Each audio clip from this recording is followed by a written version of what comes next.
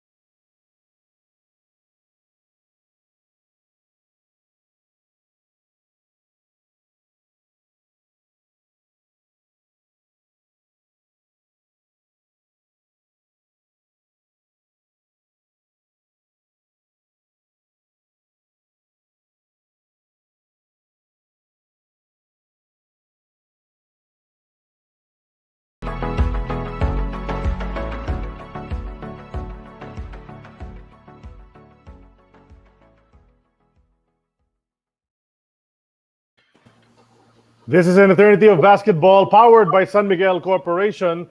We'd like to remind everyone we're part of the Globally Ballin Network, and one of the shows there is Who the Heck Are We? And their latest episode, episode 45, features some fool named attorney Charlie Cuna. So you watch that episode to find out about Charlie Cuna if you want to. Who the heck are we? There's Hang Time with Denise Dinsay. Most recent episode, 29, with Ayel Estrañero. That's volleyball talk on the Globally Ballin Network. You can catch different articles, audio, and video projects on globallyballin.com. Shows on YouTube as well, including An Eternity of Basketball. We're on YouTube. Almost all our episodes are exclusively on YouTube, except for the latest 5, which are still on the Facebook page. So you must subscribe to our YouTube channel, the Globally Ballin Network, and Globally Ballin Southeast Asia as well. Follow that on Facebook because lots of clips from the different shows on the Globally Ballin Network, including AEOB, are there. You'll find them on the Globally Ballin Southeast Asia page. Linktree/Globally Ballin leads you to all of that. And that's the important link to have if you want to get to the rest. Okay, it's a holiday in Manila, in the Philippines. It's Labor Day, and what an appropriate guest we have on this day. I'm Charlie Cuna, together with Sid Ventura, as usual. And pinch hitting for Noel Zarate is Jay Mercado once again. So Jay's been on, you know him already. So Labor Day today, and we have with us one of the hardest workers that ever played in the PBA. You know, he did his work in the paint, got all those rebounds, made all those points, knocked everybody aside in trying to get to the basket. We called him marvelous. Some called him mighty. We know him by the nickname the Mighty Bucket. Ginebra's best import in 1985 in the PBA Reinforced Conference. Came back for 2 more tours of duty, a championship in 86 with the great Billy Ray Bates.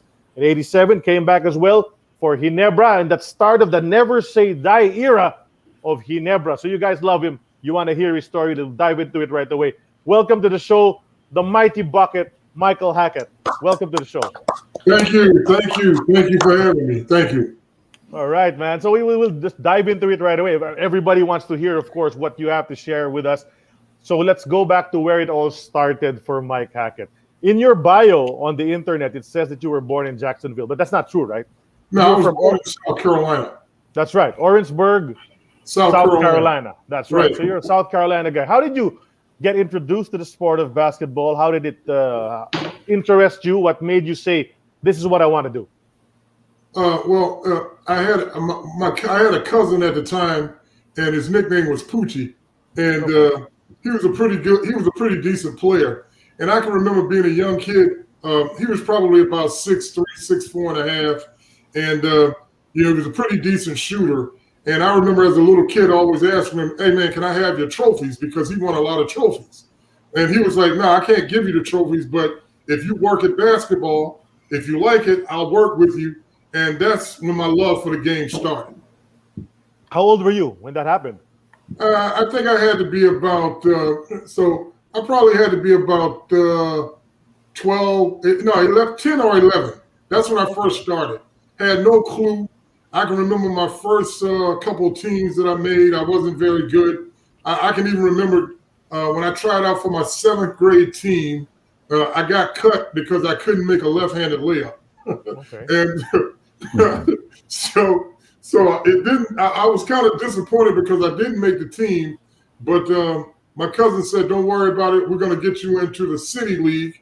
And the city league is kind of where I, just developed my style of, no harm, no foul, because they would just beat me to death and they would never give me a call. I never got a whistle. So I think that was just part of my mentality: no harm, no foul, and that just made me a better player. But did you dabble in other sports when you were young? I mean, because in the States, there's baseball, there's American football. Were you interested in that? Because you seemed like you would have been a good American football player as well. Yeah, well, I played a little baseball. I was a catcher in baseball and first base, but that was just too slow. It was too slow of a sport for me. I mean, it was boring. And then I played football, but I didn't like football because when my parents would come to the game, they could never really identify me, even though I had a number on my jersey. Everybody's there with a helmet on, and I was like, and I was a pretty decent tight end, but I was like, nah, man, I'm done with that. I'm done with it. All right, Jay. How tall were you at that time? When you were 12 years old, how tall were you? So I was probably around 6'1", 6'2", Okay. But I was a chubby kid, and I went away. My grandfather, they had a farm in the upper part of South Carolina, in the upper state. So I went away one summer right between 5th and 6th grade, and I was on the farm. And on the farm, man, you're up every morning at about 4:30, 5 o'clock, because he had, all the livestock that was there. So as a result of being up so early, man, I lost a lot of weight. So I lost the chubbiness, and then I found basketball. And you played center already at that time, or were you playing guard? At that time, I was still trying to figure it out. I didn't have a very good shot, but I could go get a rebound. Okay. Did you have siblings, like brothers, probably, that you used to play against, or was it how many are you in the family? As far as so it's a total of 3. My brother was the baby. He played basketball, but we never really played against one another. So when I was growing up, I grew up in a neighborhood where everybody had older brothers. So once again, this goes to when I started playing basketball. I would never get a shot. Everything I had to do, I had to go work for it. So that means I got to get a rebound, I got to get a steal, but nobody's running the play for Mike, And then you can't complain when you get a foul because, hey, you're the youngest guy on the court. So you just suck it up and you got to play through it. So, once again, that no harm, no foul mentality, I think that's how it developed. Yeah, and that's how you get better, man, because they beat on you. And Absolutely. That's right. And when did you start playing organized basketball? I mean, I know you were playing on the playgrounds and stuff like that, but they organized, was it when you were 12? There was already tournaments that you were joining, or was it later on? Tournaments, but I was playing like in a city league, right? And in the city league, I knew I was, I'd overkick. I definitely punted my coverage. I was playing way over my head, And at that time, like I said, all the other kids, they were a little more developed than I was. They had better skills. So for me, I just put my head down and I just kept working. I had coaches who were fundamental guys. So, you gotta do this. You gotta work on your footwork. You gotta work on your conditioning. You just gotta play through everything. So the coaches pretty much set the foundation in terms of what it was going to be for me, in terms of the rules of the game. And I think I just took those rules of the game and just ran with it. just kept working. I'm gonna tell you, it was a lot of hours in the gym. It was a lot of hours by myself. It was just a lot of hours where I'm almost saying it was like an obsession, because I would sleep with the basketball, and my thing was I'd go to school, and then I was either on a basketball court, like my lunch periods, I was in the gym. I was shooting, or I was dribbling, or I was doing something. And it was a lot of individual time that I just spent working, just working. So like I'll tell these young kids today, if you're going to get good, you got to put time in. It's not something that you can just pick up. You think that, hey, you see LeBron and these guys do it, and then they make it look so easy. But trust me, you don't see what goes on behind the scenes, the amount of hours that these guys put in. And that's the only way you're going to become better at your craft, no matter what it is. I mean, even at interviewing, you guys got to put in hours of work, man. And you got to be relentless with it. So that's right. If there's one thing that I can tell these guys, man, is you got to put in the work in order to reap the benefits. Was there anybody that you idolized at the time already? That when you were starting out, playing in those city tournaments and all that, did you have anybody in the NBA that you liked, or somebody in university, maybe in South Carolina, that you wanted to be like?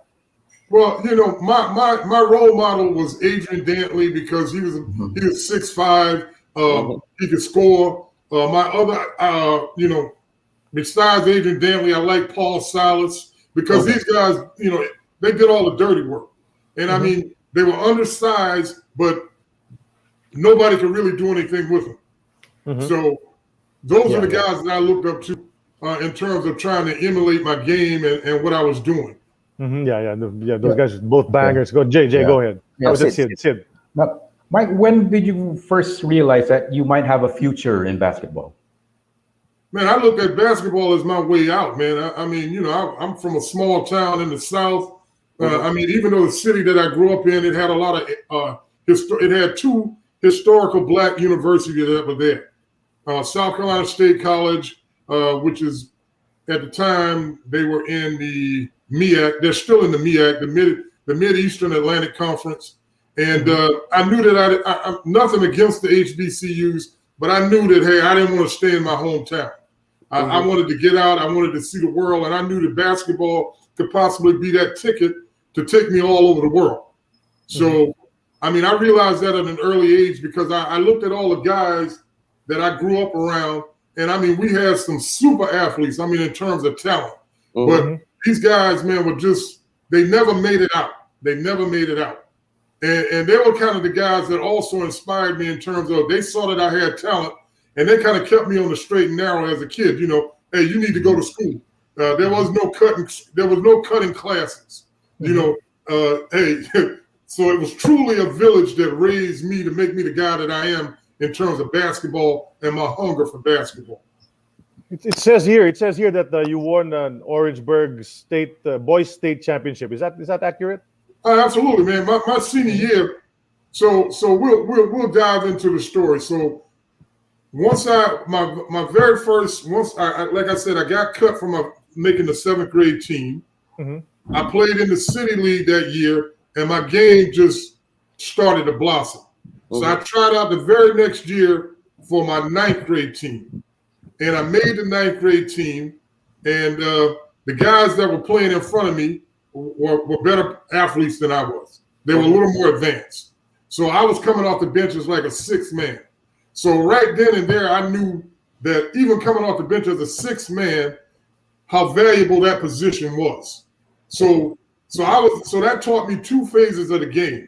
You don't have to be a starter in order to be important or be efficient or effective. You make the most of those minutes. And gradually, as you make the most of those minutes, you either get increased playing time or you moved into that starting position. So that taught me that, don't worry about where I'm coming in. Just make the most of the opportunity when you do get in. Right? So I made that team. And coming off the bench, so I'm probably averaging right around 10 points a game.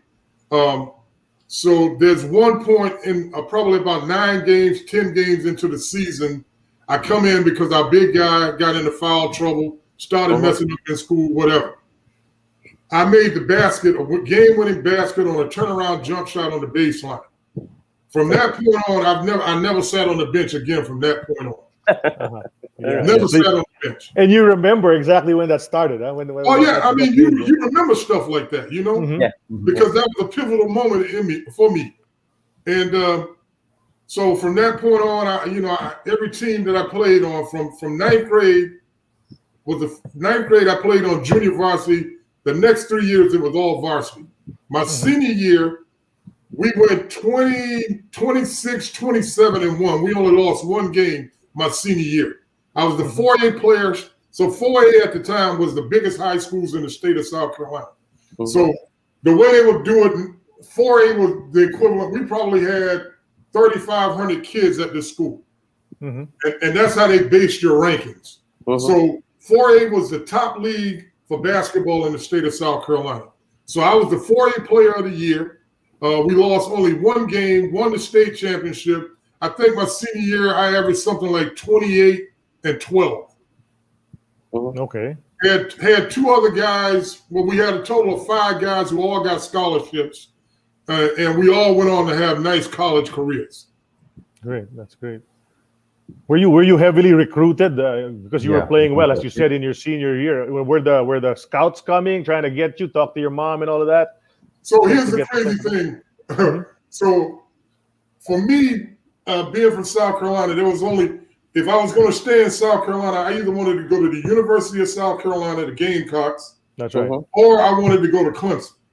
So Clemson called. Well, they came to a game, and then they called and they told me, they said, well, what we want you to do, Mike, we understand that you're the 4A player of the year. We got all of that state championship. But what we want you to do is at the time, the coach was the guy by the name of Bill Foster. So I'm talking to him, and he says, Mike, what I want you to do is I want you to go to a junior college, Anderson JUCO, which is, it was like their feeder program. So what Clemson would do back in the day is if they had a player that they thought was a diamond in the rough, they would kind of hide you at the JUCO and kind of monitor your playing. So if you played well, then that next year they would offer you the full ride to come to Clemson. But they would kind of hide you so that nobody else could really pick up on you. So when they told me that, man, I hung up. I said, I appreciate it. And I went outside and I cried like a baby because I'm like, these guys are telling me that I'm not good enough. And they want me to go to a junior college. I had the grades to get into school. I was like, man, I'm not doing that. I felt that was just disrespectful, considering I just played in an all-star game in the state of South Carolina, and I won the MVP, and I kicked the ass of the guys that were going to Clemson and Carolina. I mean, I beat everybody up, killed them. So for them to tell me that, I felt really disrespected, and I was just like, I was hurt. And the University of South Carolina, at that time, they weren't really recruiting guys from the South. The coach of the University of South Carolina was a guy by the name of Frank McGuire, the late, great Frank McGuire. Right. And Frank McGuire only believed in New York City players. So he was the first guy that opened up that bridge to bring New Yorkers from the North, bring them down to the South. He did not believe in that a basketball player in the South could actually play at that level. So he didn't even consider me as a viable candidate or student to come there. And like I said, I'm kicking all of these guys' asses in the state of South Carolina who've committed to Clemson and Carolina. So for me, that was the fuel that was in my tank. I said, I'm going somewhere else. There were several other schools. There was Louisiana Tech. There was Florida State. At the time, Florida State was known more for football than basketball. All right, St. Louis. I mean, there were a bunch of schools like that. But I was like, nah, man, I don't really want to do the cold weather, right? I'm like, I don't want to go to St. Louis. I'm from the South. I want some warm weather. So Jacksonville University offered me a scholarship, and they offered me a full ride. And the coach, his name was Tate Lott. He was a former NBA coach for the Buffalo Braves back in the day. And, he said, Mike, you can come. I'll give you a full ride to come to Jacksonville. And I took that and I said, yeah, I'm going to do that. I'm in Florida. I'm not that far from the beach. They were playing at the time we were playing in the Sun Belt, which was a really good conference to play in. And not to mention my parents would have an opportunity to see me play because the games are televised. So I was like, yeah, this will be the move. But once I was told that I wasn't good enough to play at Carolina or Clemson, And after I cried and got that lethargic moment out, it was like fuel in my tank. I was like, I'm going to destroy everybody that I come up against from Clemson, South Carolina. It don't matter who I'm playing. I'm going to kill them. Mm-hmm. And that was my mentality. Right, Mike, right. What part of the game did your coaches tell you that you were weak at, Len? No, they just thought, because at that time, you know, I'm playing center. And I'm going up against cats that are 6'9", 7-footers. And I'm killing these guys. Kill them. But they're saying, you can't do that at the next level. Right. You know, we don't think you'll be able to do that at the next level. And I'm just like, really? I said, yeah, and I told him, I said, hey, your guy that you just signed, I just killed him in an all-star game. My numbers are this when I played against him in the regular season. But you're giving this guy a scholarship only because he's tall? I told him that would be a mistake. They regret that. They regret that. And then what did Tate's Lock tell you when he recruited you? What did he say? What do I need from you, Mike? What did he tell you? So Tate just told me. I mean, it wasn't like he was promising me a starting position. Like a lot of these kids today, you know, hey, I don't go to a school unless they promise me something. The only thing that I was promised was that, hey, if you go to school, you get your books, you got a full ride for 4 years. Now the opportunity is here for you, and it depends on what you do with that opportunity. Right. So, you know, I came in and we had guys that were 6'9", 7-footers, 6'10" or better. But at that power forward center position, hey, there was nobody that could do anything that I was doing. I mean, I just, like my freshman year at JU, I averaged right at about 11.5 points a game. You know, about 7-8 boards a game, and I'm playing center. Yeah, that's right.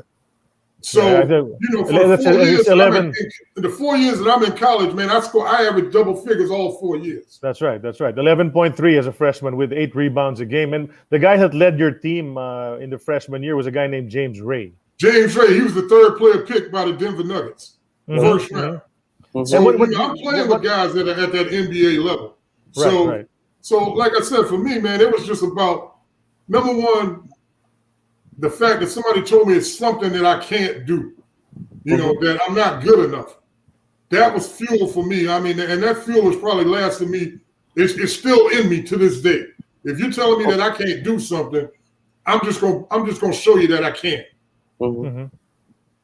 And then James Ray stayed for your sophomore year. He was still there. He led the team in scoring your first 2 years, but by your second year, you were already the second leading scorer on the team. And your team was doing well. You were 4th in the conference in your freshman year, 3rd in the second year. But then things dropped in the 3rd year. The record went a bit bad. Do you recall that third, your junior year, Mike, when you did lead the team with about 12 points a game, but the record of the team went down? Is that because James Ray graduated, you had too little help maybe from the other guys? You know, you win together and you lose together, you know. And I think it was just a moment of transition where, you know, we just had to try and figure it out. Also, I think that was at the point where Tates was kind of, as a coach, I think we lost. I think he was fired. No, that was my senior year. So just that 3rd year, man, because Tates was, you know, Bobby Knight was one of Tate's assistants.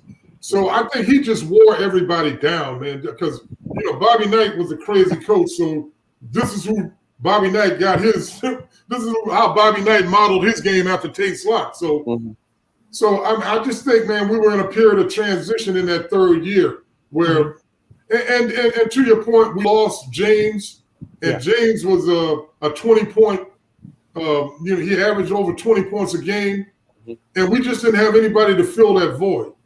You know, like I said, I came out every night and gave it my best, man. That's all I could do.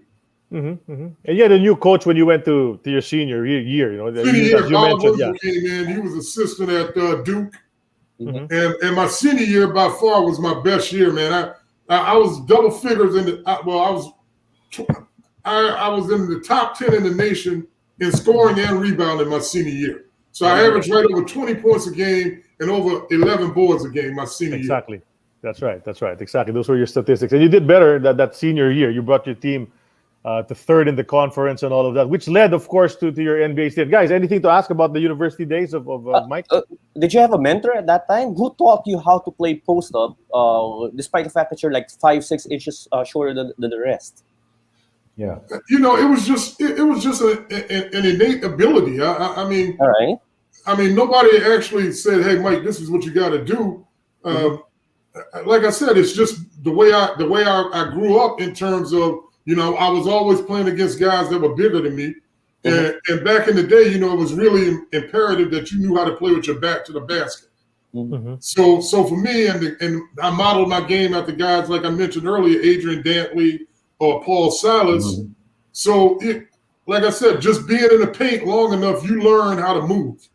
And I had pretty decent footwork. So, and the fact that I could use either hand, that was also another strong point.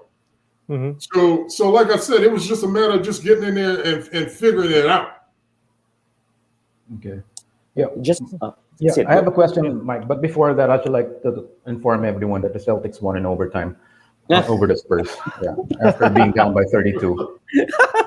Yeah. Okay, Celtics. Fine. No, Mike, I just want to ask about the level of competition that you went up against in college, Mike. Who were the memorable players that you went up against? I mean, in the Sun Belt itself, man, we had a bunch of NBA players. Oliver Robertson, he was a guard from UAB. They had a really nice team, big guys. I even played against Dennis Still when he was at South Alabama. So I remember Dennis Still from South Alabama. They had a really tough team. I mean, not to mention all the other teams. We played North Carolina. I mean, we played Wake Forest. So, I mean, it wasn't like we were playing scrub teams. We were actually playing competitive teams. Right. And like I said, I think the greatest compliment for me came my senior year when we played in the UKIT tournament, which was the University of Kentucky's Invitational tournament. And I was first team, all-tourney, won the MVP, and Joe B. Hall, who was the coach at Kentucky at that time, he said that I was the best 6'5" player in the nation, the best 6'5" center in the nation. All right. And so Joe B. Hall, if he gives me that kind of compliment, man, and all the players that he had, and I mean, we're talking about a team at the time, Kentucky, Sam Bowie was injured. Mel Turpin was their starting center. They had Derek Hard, Dirk Minifield. I mean, so even Kenny Walker was on that team, Kenny Skywalker. So for me to go into Kentucky, go into Rupp Arena, and put up over 25 points a game in a tournament that's a 3-day tournament, like I said, man, I put in the work. Work. Yeah. Aside from Joe B. Hall, Gene Bartow also said that about you.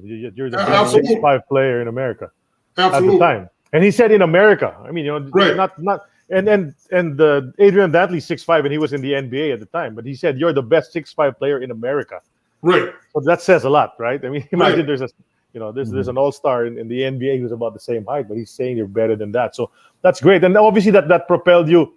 There were some scouts already now from the NBA looking at you, watching you play at Jacksonville University. They hadn't had a star from Jacksonville in a long time because, the biggest star from Jacksonville was Artis Gilmore many years before. And then, no one after him really shined that brightly. What did they tell you? That, you were eventually drafted by the Lakers, but were any teams telling you, hey, we're probably going to get you, maybe second round, third round? So I can remember. So what, I was working when you were in school like that back in the day to pick up any additional money. I know things have changed considerably now, but a lot of guys in the summertime to make money, we would work basketball camps. So I was working a basketball camp at Wake Forest, and when I got the call, I was and the summer camps, man. If you go up and work a week or 2 weeks at Wake Forest or whatever, as many camps as you could, you pick up about $500-600 for a week of just working with campers, man. But I was at Wake Forest camp, and I got a call from Jerry West, and he said, we're thinking about drafting you. And I had to look at the phone. I was like, did you just say your name was Jerry West? And he was like, yeah. I went, yeah, Jerry West. after a momentary loss of thought, because here's one of the logo. I got the logo on the other end of this phone call. And understand me, this is before Zoom calls and all of this, right? So all you got is a telephone. And I'm in the basketball office and I'm talking to this guy and I'm just like spellbound. I'm like, wow, I'm talking to Jerry West. And he said, yeah, we saw you play they used to have, it was 3 tournaments that were really big back in the day. So the first tournament, when you were a senior in college, you would hope to get invited to the Portsmouth Invitational Tournament. Right. Okay, that was an all-star tournament that was held in Portsmouth, Virginia. So it would be some first rounders, second round, third round, but that was a tournament that you could get invited to, and if you did well in that tournament, you would move up in the draft. So I got invited to Portsmouth Invitational, won the MVP at the Portsmouth Invitational. If you guys do your history and you do a fact check, you take a look at all the players, and I think that was 1982. You take a look from 83 on, every player that won MVP made it to the league. Okay. Yeah, so I won the MVP of that tournament. Then the next tournament that you'd want to get invited to was the Pizza Hut tournament that was held in Hawaii. So it was Portsmouth, it was Pizza Hut, and then it was a tournament in Chicago, like another all-star tournament. Okay. So if you did well in any of those tournaments, man, your stock just went up tremendous. That's right. That's right. So it was the Lakers. Did any other team contact you aside from Mr. Logo himself? Mr. Logo was the only one, man. And after that, quite frankly, I didn't want to hear from anybody. That's right. Well, of course, they just won the championship, right? You know what I'm saying? They just came off the chip. I mean, one of the all-time great franchises in the history of the game. Where else would you want to be? Where else would you want to go? That's right. That's right. So the Lakers were there, but so eventually you did get picked in the third round, 67th overall. I just want to go through that draft. Of course, that's a draft where James Worthy was the first pick. But in that same draft, Michael, some of your co-PBA imports were drafted there as well. At number 15 in the first round, David Thirdkill was drafted by Phoenix. Right. And then ended up in Boston. That's right. And then eventually for Tanduay. And then on that 19th was Rob Williams. Right. Right. He played for Denver from Houston. Right. And then in the second round, you had guys like Dwight Anderson, who played for Shell. Right. And then Jose Slaughter was also picked at 43. And in the third round, together with you, Mike Wilson played for Great Taste. Then Jerry Lee Eves, who played for Alaska, was drafted at 55th. And then in the fourth round, a guy named Walker D. Russell was drafted by Detroit. He played for Presto, right? Right. And the PBA. So these are the imports, future PBA imports at the time who were drafted together with Michael Hackett in the 1982 NBA draft. Some memorable names, of course, among those guys. And some came in that 86 year, no? Dwight Anderson was in 86, Rob Williams as well, and Mike Wilson. These guys played that year you won your championship in the PBA. But we'll get to that. We'll get to that later. So how did it go? So you went to the Lakers camp after being drafted. So we arrived, man, and they fly you in. You fly in first class. You get there. There's a press conference. It's lights, cameras, action. It was funny because all the other draftees were there. The only one that didn't show up was Worthy. So we get indoctrinated to an itinerary of what's going to happen, practice time. You get a little media time, and you're pretty much there in the city, and they give you this big conversation about, hey, you're now here in Los Angeles. There's nothing that you do in the city that we don't know about. You're representing not only the Lakers but the city of Los Angeles. So they give you that pep talk just to let you know, man. Hey, your eyes are on you. You may not know it, but people are watching. And then they proceeded to give you a rent-a-car. And, we were staying right next to the Forum. As a matter of fact, we were staying in Marina Del Rey at a nice hotel there. And we would get up every morning and go into practice.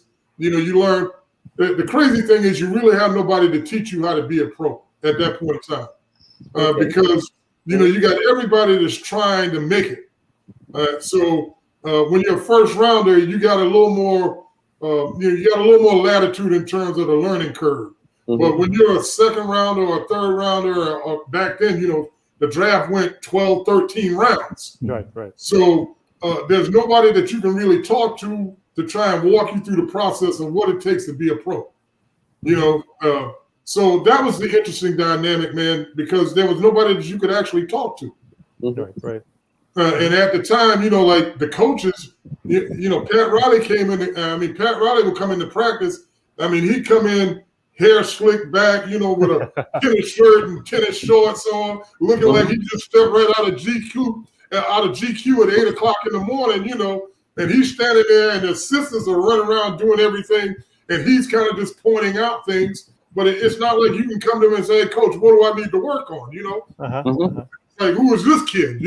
So it was just an interesting dynamic, man. And once the business of it is what you look. What I took away from it is because once they weigh you in and they get all your measurements, and it's. I know with the way they measure all of the algorithms and everything that they study today, man, they can tell you how long. They get an idea of how long you're going to be in the league. They can take a look at a guy today and say, hey, this kid is going to be in the league for about 4 or 5 years. Or this kid is going to be, they can project that. So, they get all of those in, man, and then they just throw the balls out. And if you don't have it, it's not where they're going to give it to you. You have to come with it. And the craziest thing, man, is like when you go in and they roll out those balls. Because when you first get into rookie camp, you may have a vet that's been like a first-year vet or a second-year vet that's playing on the summer league team. So the guy that was playing our summer league team was Mike McGee out of Michigan. Right. Okay, so the crazy thing is that guy has carte blanche. He can do no wrong. He can jack it he can jack up as many shots as he wants to. He can break the offense. They don't say a word to him. And the crazy thing is you have to know is that he's trying to make a name for himself. So he's trying to get up as many shots as he can. He ain't looking to pass the ball. You could be wide open on the other end. He ain't passing. You know what I mean? So you just learn, but you can't do that. That was the dynamic that you have to learn. And so if somebody's open, you got to pass it ahead because you can't come across as being selfish. So like I said, man, it's a lot of learning that you have to do on the fly, and you got seconds to make a decision in trying to figure stuff out because you really don't have anybody there to talk to. Right. Guys? Yeah, by the way, Mike McGee actually also suited up in the PBA. That's right. At the tail end of his career already, he didn't really last. He only played for a couple of games because he early was 90s. obviously, past his prime when he came over here. But just can you talk more about that summer league? Who were the players who went up against, and going in, what do you think their chances were of making the roster of the defending champions? Well, I knew number one, summer league was, it was the school of hard knocks, man. Like I said, it's a learning curve that has got to be quick, fast, and in a hurry, man. I played against George Johnson. I even played against Larry Nance with the Suns. Wallace Bryant was there. Like I said, Clinton Daly was in the summer league. So, like I said, it's just talent laden. Everywhere you look, there's talent. Okay, but the crazy thing for me was I never felt like I was, like it was overwhelming. Like I'm like, damn, I was thinking, do I really belong here? Because once again, we go back to where it started for me when people were telling me that, number one, I should have never been there. Because if I'd have listened to them, I would have never left South Carolina. So for me, that fire was always burning inside that, hey, these guys, and my mentality before every game was, I don't care who it was, if this guy was a big name guy that I was going up against, my mentality was, I say to myself, Mike, this guy, he puts his uniform on just like you.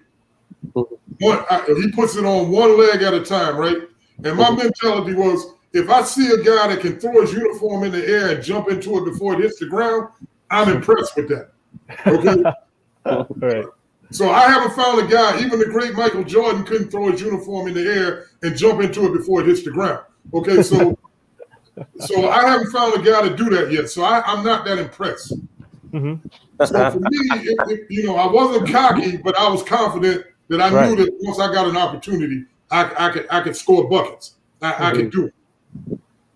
So the summer league was just like I said, man. When you get in, it doesn't matter where you have to come into it with a clean slate and a clean mind. You can't come in there with any expectation of when I'm going to play or how much I'm going to play. You just have to know that when they say lights, camera, action, they call your number. That's how you have to look at it. Mm-hmm. Mm-hmm. Yeah, that's exactly how I'm on. Right. I'm on. Yeah, you don't have much time to warm up, right? You got to get in ready. You got to come in ready, man. Yeah. You got to come in ready. That's right. And a lot of people just don't understand that mindset or that mentality.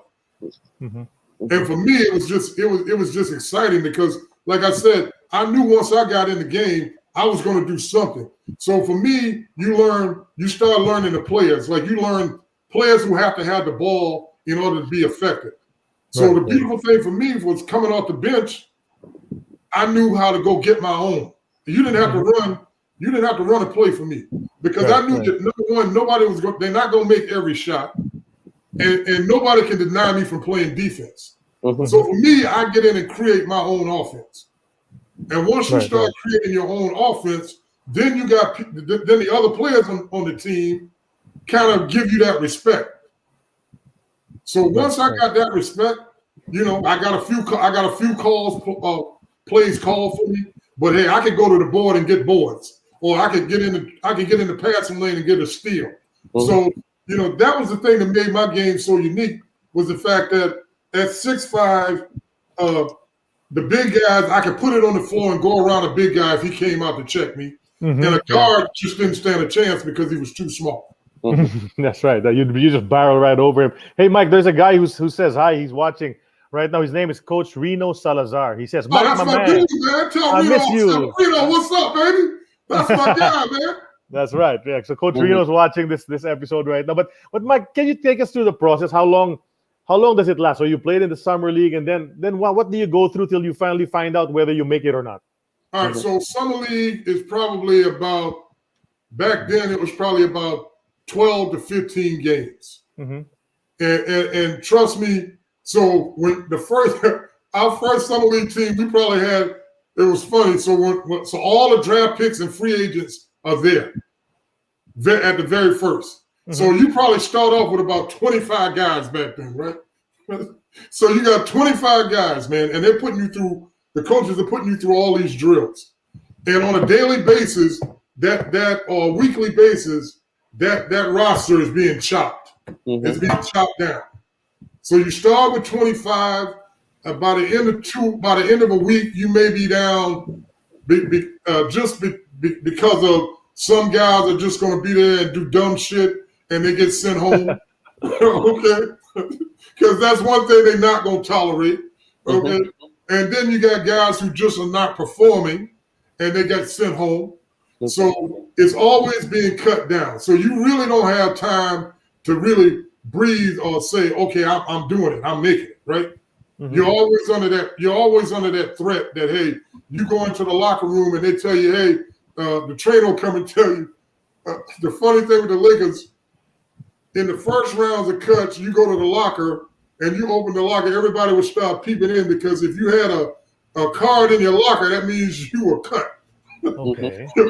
So cats would come in and they would actually slowly open that locker to see if that card was in the locker, man. So that was always kind of funny. Wow. Okay. So they didn't even tell you personally. They left a card and that's it. You just knew they left the card, and the card meant you had to go in and see one of the assistant coaches. Okay. All right. And then that conversation was had. Then they tell you, we appreciate you, but your services are no longer needed.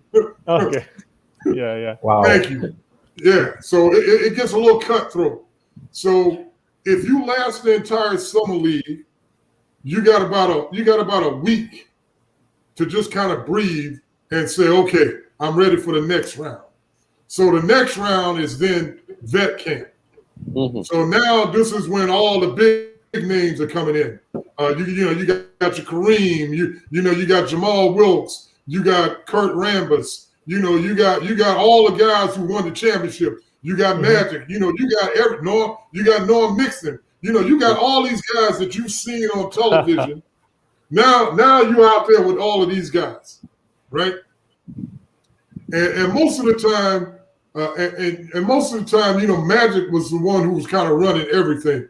Pat Riley was giving instructions, but hey man, Magic, he was the one that was getting you in place. He was the one getting you in place. Wow. I'll never forget. I came to the hole one time, and it taught me a valuable lesson. In a practice, I go down the middle, and I'm thinking that I'm gonna, instead of just going hard and fast, I try to just get kind of cute with the shot. And Kareem met me at the rim, and he actually took me to the floor. I got slammed to the floor, right? And he looked at it and he said, "Welcome to the league, Rook." And from that point on, I learned that if you're gonna do any move, that move has got to be quick and it's got to be fast. So the whole pace of the game, when you get to the vet camp, is a whole lot quicker. It's a whole lot faster. That's nuts. So, you're telling us about Kareem and Magic and all that. I'm the one going crazy right now. Anyway, what's that day? You were gonna ask something? No, you played in Venezuela in '84. What led you to Venezuela? So, as I mentioned to Charlie when we did the test.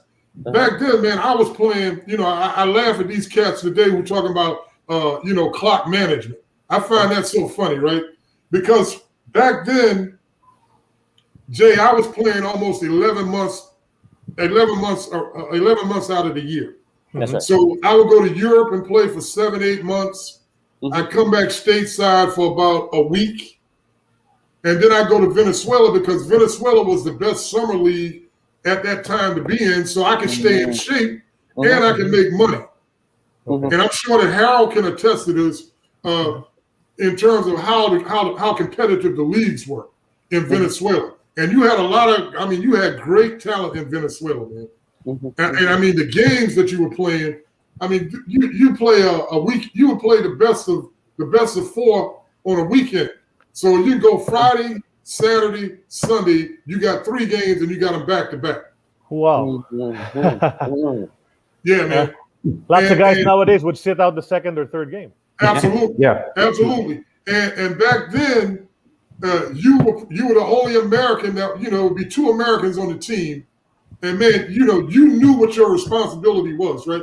You couldn't foul out and you had to play the best player, which is normally an American. You had to play them the last 3-4 minutes of the game. Okay. All right. And that's when it got really heated because now you got to shut that American down. Man, we had cats over there like Michael Britt. We had another guy by the name of Al Smith. We had, like I said, man, it was so many guys who came. Harold Keeling. It was so many guys like the Danny Pearson. There was so many cats that if I sit back and think about it, who were NBA caliber players that would come over there and just play. And like I said, man, you're playing in Venezuela. So number one, it's hot as hell. And most of the gyms that they had didn't have air conditioning. So man, you're talking about sweating. Oh my God. And you're talking about staying in shape and losing weight, man. So for me, that was my routine. Go to Europe, come home for about a week. Then I go to Venezuela for 3-4 months. After the season was over, come back stateside for about a week, and then I'd head back to Europe. And I did that for about 9-10 years. All right. You had a short stint with the CBA as well. You were telling me the other day, Sarasota. Yeah, I played for the late great Bill Musselman, who was crazy as hell. He was crazy as hell. I thought Bobby Knight was crazy, but Musselman was crazy to a whole nother level. He would get in your face and try to intimidate you, and I think I averaged probably about 17 a game in Sarasota, but I think the thing that got me out of Sarasota was the fact that Musselman was going off on one of my players. His name was Billy Allen. And Billy Allen was a little point guard. His father was Sonny Allen, the coach at SMU back in the day. And Billy was a point guard, pretty clever little point guard.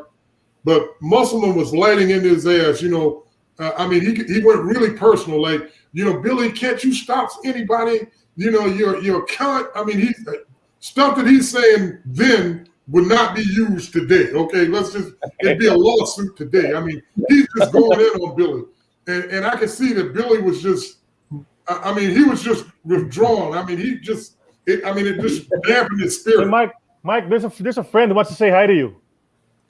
Oh, no! Oh, Michael! Oh, brother! What's up, brother? My brother! My brother, what's happening, man? Where have you been? I've been looking for you. Man, look here, man. It's been a journey, my brother. It's been a journey. You owe my son a lot of gifts. I know, man. I know. I'm the godfather. I know this. Charlie, this guy doesn't understand the whole Ninong process. Yeah, I know. You have to re-explain to him. You gotta tell him about that. You need to explain to him, Michael, we miss you here. Basketball has not been the same. I don't know of any other 6'5" guards who are making a name for themselves the way you did. Just so you know, Michael, I also had a stint with the Magic Johnson. Thank you very much. Oh, man. Look at that. Hey, just so you know. Are you still making records, man? Still making records. But I think they're called, what are they called now, Charlie? Not records. They're not called. They're just songs on streaming on Spotify. Yeah, you're just streaming now, right? Streaming Yeah, music. you're just streaming. Yeah, streaming music. I'm learning as we go along. Well, first of all, welcome to Martin Nievera. Thanks for dropping in. Jay Mercado, Ventura, and I are very pleased to have you here on our show. Hey guys, An Eternity of Basketball.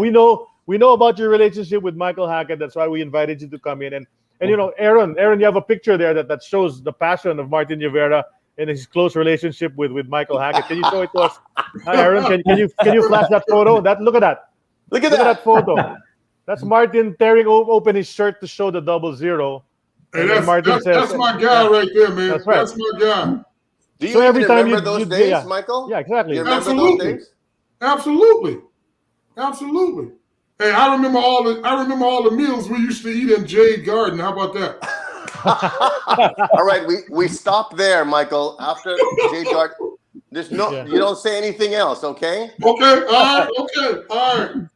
How about the next photo, Aaron? Yeah, this one. See, these are you two guys in the party somewhere. What are you guys talking about here? No, that was at his show, man. That's the show. Penthouse. Right. Okay. What a memory. Yeah. So he remembers. And then look at you. What are you guys talking about here? Probably girls. I'm not really sure. More than likely. Yeah. More than likely. Guys, I don't know if you know this, but Michael was in a movie with me. Mm-hmm. That's right. Right, Aaron. Shoot that ball, baby. Aaron. Shoot that ball, baby. But what did you do? You left the country. You left before you could dub your voice. So I don't know if you know this, Michael, but I had to dub your voice. Really? Oh, really? Okay. So I had to talk like this. I talk like a brother with a low voice, and I couldn't. And the only thing that I could get. The only thing I could get was Michael's laughter. He's got this. There he is, Mike. We have a clip of that, actually. We have a clip of shoot that ball. Come on, Aaron, you have There you go. Oh, there it is. He can go through you. Oh, he can do what he does best, right? There you are. The guy you're guarding is a senator now. He's a Senate president.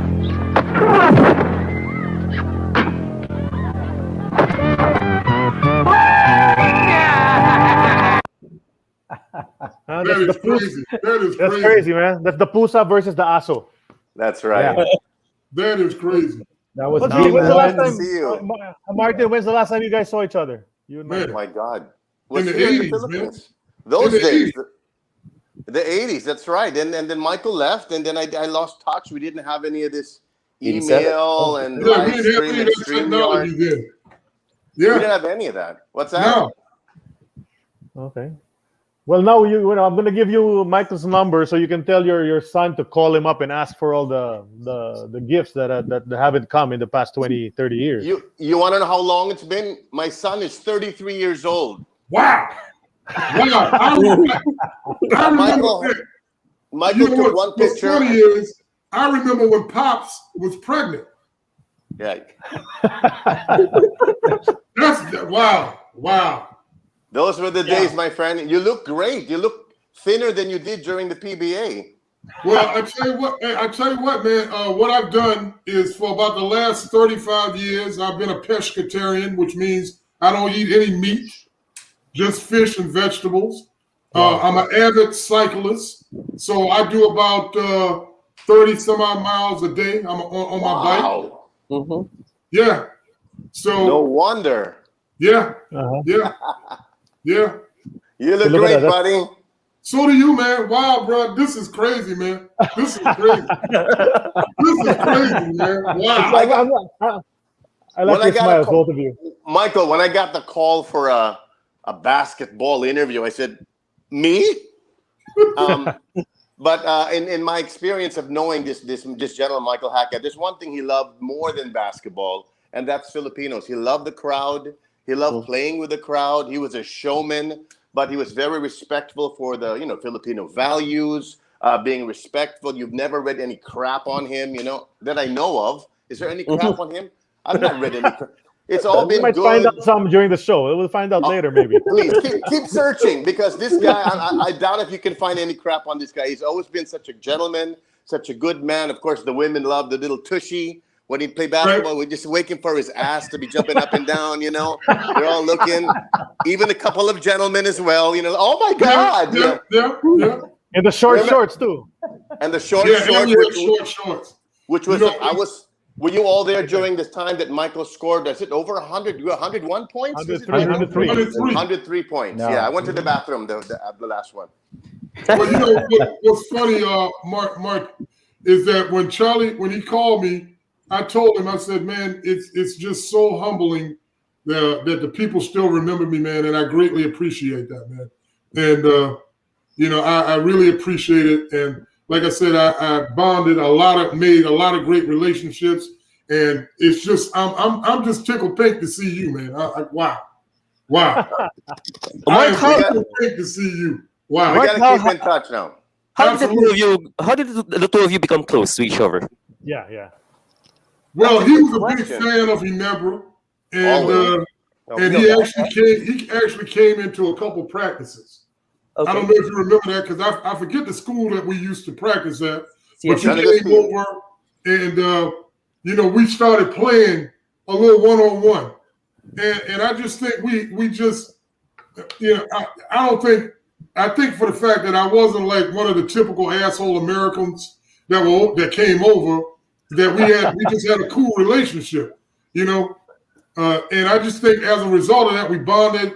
He had a TV show. He invited me over, and then it went a little further for the fact that we spent a lot of time together outside of basketball in terms of going to restaurants.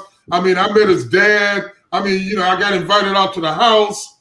So, like I said, it was just a relationship that blossomed. Amazing. I think that Michael gravitated toward me because of the English factor. That helped a lot. We both liked burgers at the time. At the time, we would, and we just had so many things in common. It's almost like we were brothers from another mother, kind of a thing.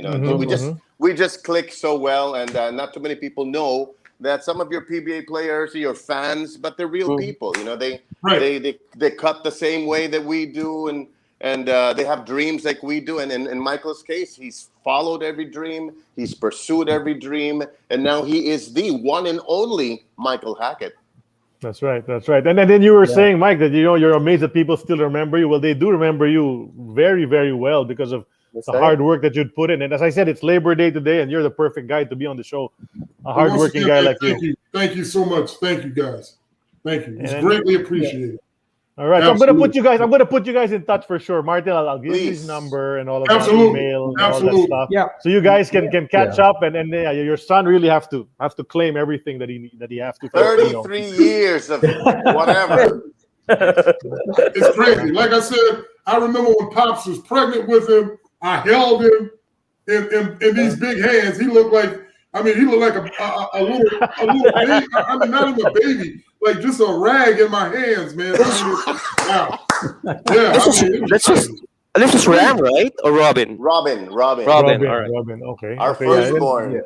And if you did go to the Ultra, if you were, the fans who are listening now, the followers, if you were in the Ultra back in 86, 87, you would see Martin there all the time. Whenever the Ginebra game, I remember that. So yeah. And I would wait. We would wait until Michael would make, because he definitely would score more than 30 points, 20, 30 points. So we're waiting for, I can't do that on the second basket or the fourth basket. So I'm waiting and waiting for Michael to make that magical moment. And when he does, I just bust out the Ginebra 0-0 on my back. It's the best. It was like, And you go like a up to the tag team. bleachers, right? Is that right? Right You in the go up to bleachers.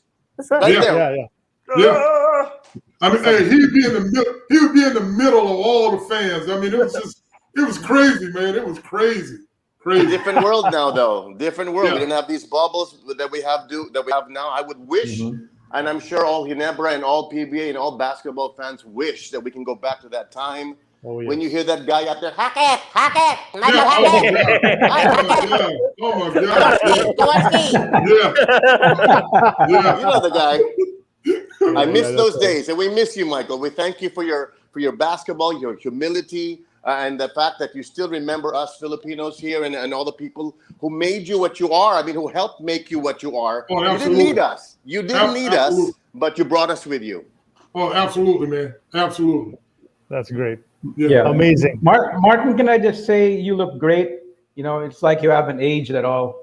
No. Yeah. So we're fanboying here too, you know. I mean, we did sing some of your songs back in the day. Yeah. So Michael almost sang. You know, he almost sang in my. Remember the Christmas song that I did, and you were Yeah, you almost got me to sing, but Christmas won't be and the then same he without sang, you. and we said, exactly. Christmas won't be the same without you. And when we heard him sing, we said, "It's good you play basketball." Jay, you're gonna say something, Jay. Yeah. I'm looking at the FB page of AEOB. This is the first time I think we have so many multiple women actually posting and writing about you. And that's because of you, Martin. Really? That's right. Maybe about Mike too, but yeah, mostly about Martin. Yeah. Hi, Martin. Hi, Martians.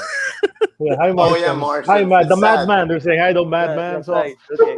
so it's really Madman crazy. sounds better, but some of my fans call themselves Martians. There you go. They're out of this world. Yeah, okay, yeah, great for them, man. But you know, like I said, I'm gonna get you. I'll make sure you guys continue Please. this reunion. Absolutely. You guys, we appreciate it, Martin. Thanks to Joy also for arranging this. Thank you, brother. for Good us. seeing you, man. Thank you. Michael, I love you. I remember Love you you. back. We honor you this day. Keep in touch We'll do with it. all of I us. promise.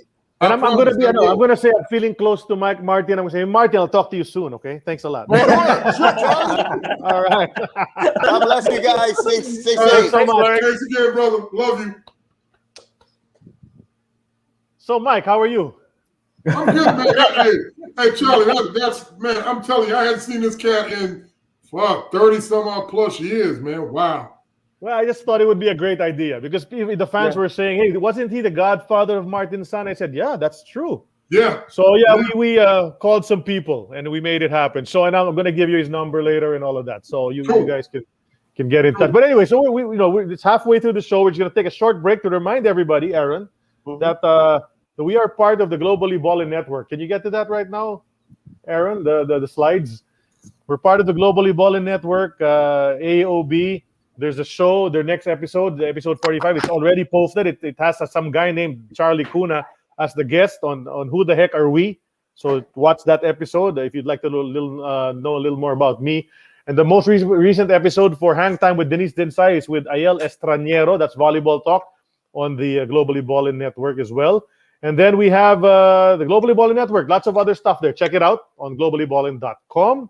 We are on YouTube. Check out our episodes on YouTube. You have to subscribe to our channel over there to catch most of our past episodes. And then we have the Globally Ballin Southeast Asia Facebook page. You have to follow that as well to look for some of the tidbits. And the linktree/globallyballin.com takes you to all of that. We are powered by San Miguel Corporation. This is an Eternity of Basketball episode 78, the Labor Day episode with Michael Hackett. I'm alone because my two guys are taking their break. But Mike, so we talked about Venezuela and Europe after the NBA didn't work out for you at the start. And then first, through some stroke of fate, you end up in 1985 in the PBA. How did this happen? So at the time, I had an agent by the name of Gilbert Glass. He was out of New Jersey. And I just gotten back from Europe. And he was like, Michael, what do you know about the Philippines? I was like, I don't know much about it. He said, they have a really good league there. I said, okay. He said, would you be interested in going? I was like, yeah, I'd love to go. And he said, well, the only thing is you got to do a tryout. I was like, come on, man, a tryout? He was like, yeah, you got to do a tryout. He said, the coach of the team is in Philadelphia. And we got some guys in the gym, and if you go in and do your thing, I'm sure you'll be able to go to the PI. So I was like, okay, I'm game. Let's take it on. So I get to Philly, not knowing who Jaworski is, not knowing anything about him. I get to Philly, we're in this gym, and man, it's a bunch of like Lewis Lloyd was one of the players there, former NBA player, and there was some other cats that had either played in the league or played at a high level in D1, and then there was Jaworski, and I knew he was different because he looked different from everybody else, right? But I'm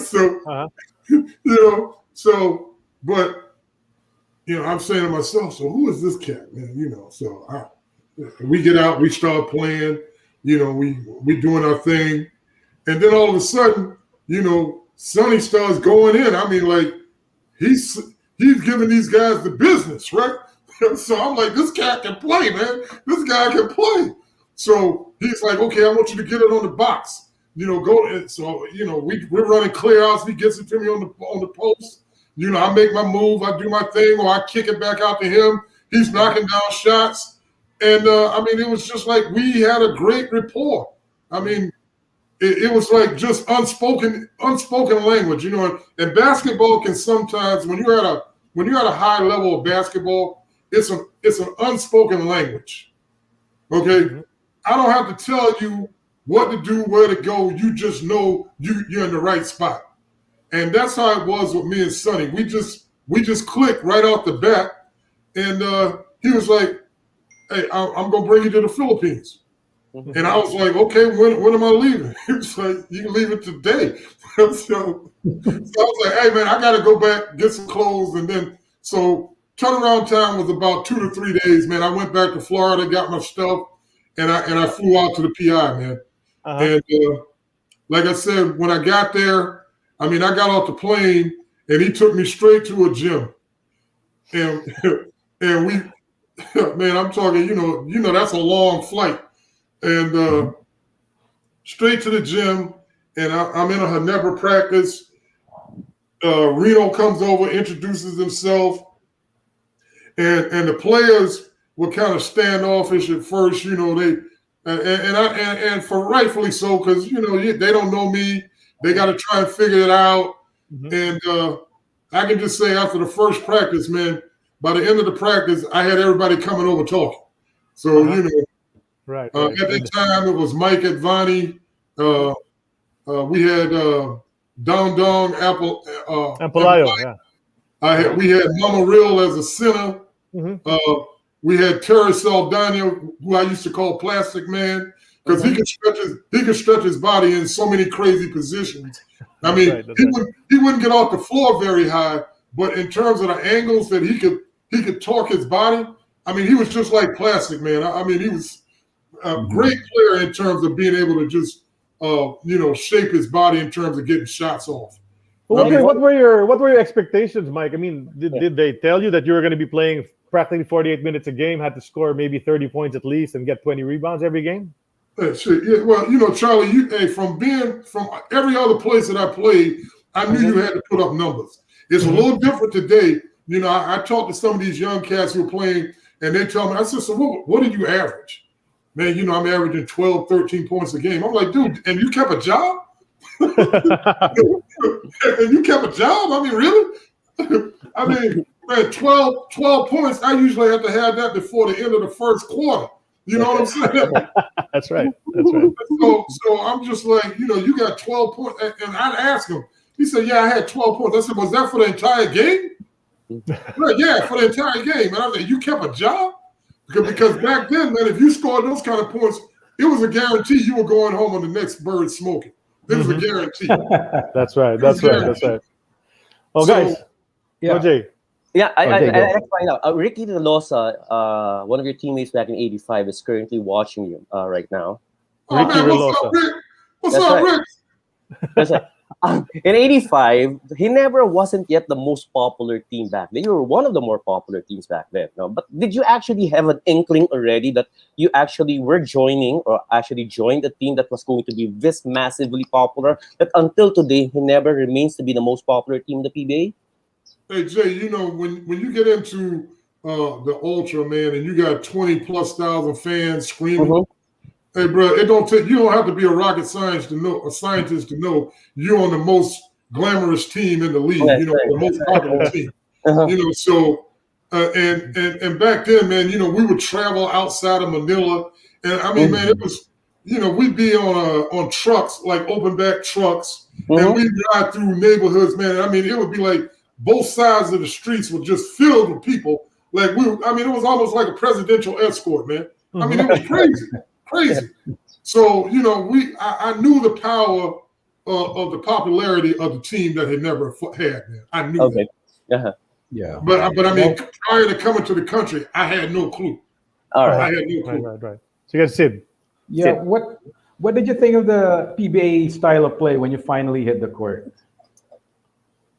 Well, one thing I love the fact that outside of the NBA, that was the only other professional league, because you played the same 12-minute quarters like they do in the league. You had the same fouls. You had the same three-pointer. I mean, everything was first class. I mean, the gyms were immaculate. I mean, when we played in Ultra, I mean, the fan support was there. I mean, like I said, man, it's almost like you died and went to heaven if you were playing in the PBA and you couldn't play in the NBA. I mean, I'm just gonna keep it real. To have that kind of celebrity and just be adored by fans, man, especially if you're receptive and humble, because it's one thing that I learned. Humility always wins. And I think that was one of the things that endured me with the fans. I'm not trying to toot my own horn, but I actually took time to answer anybody who sent me fan letters, because I got bunches of fan letters, man. I would actually handwrite thank you, and send it back to them. So, like I said, it's just little things like that in terms of being appreciative of the support, man. I think it's one of the reasons why, I'm still loved by the people in the PI. Is that your relationship with the fans in that way? Is that something that you already had in you, or did Sonny Jaworski have some influence on you, because he's known to be the guy who would stay and sign everybody's autograph and shake everybody's hand and all of that. Did Sonny influence you in any way, or were you already like that, and then did you both just clicked and stayed with the fans? Like I said, I was already like that. I mean, even when I was in the States, I mean, I would take time to talk to my fans, give them an autograph. Even if I'm leaving the gym, I would still take time to, just take a photo, sign an autograph, whatever.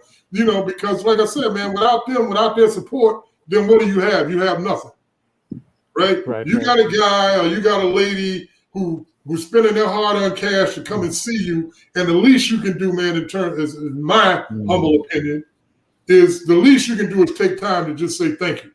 Right.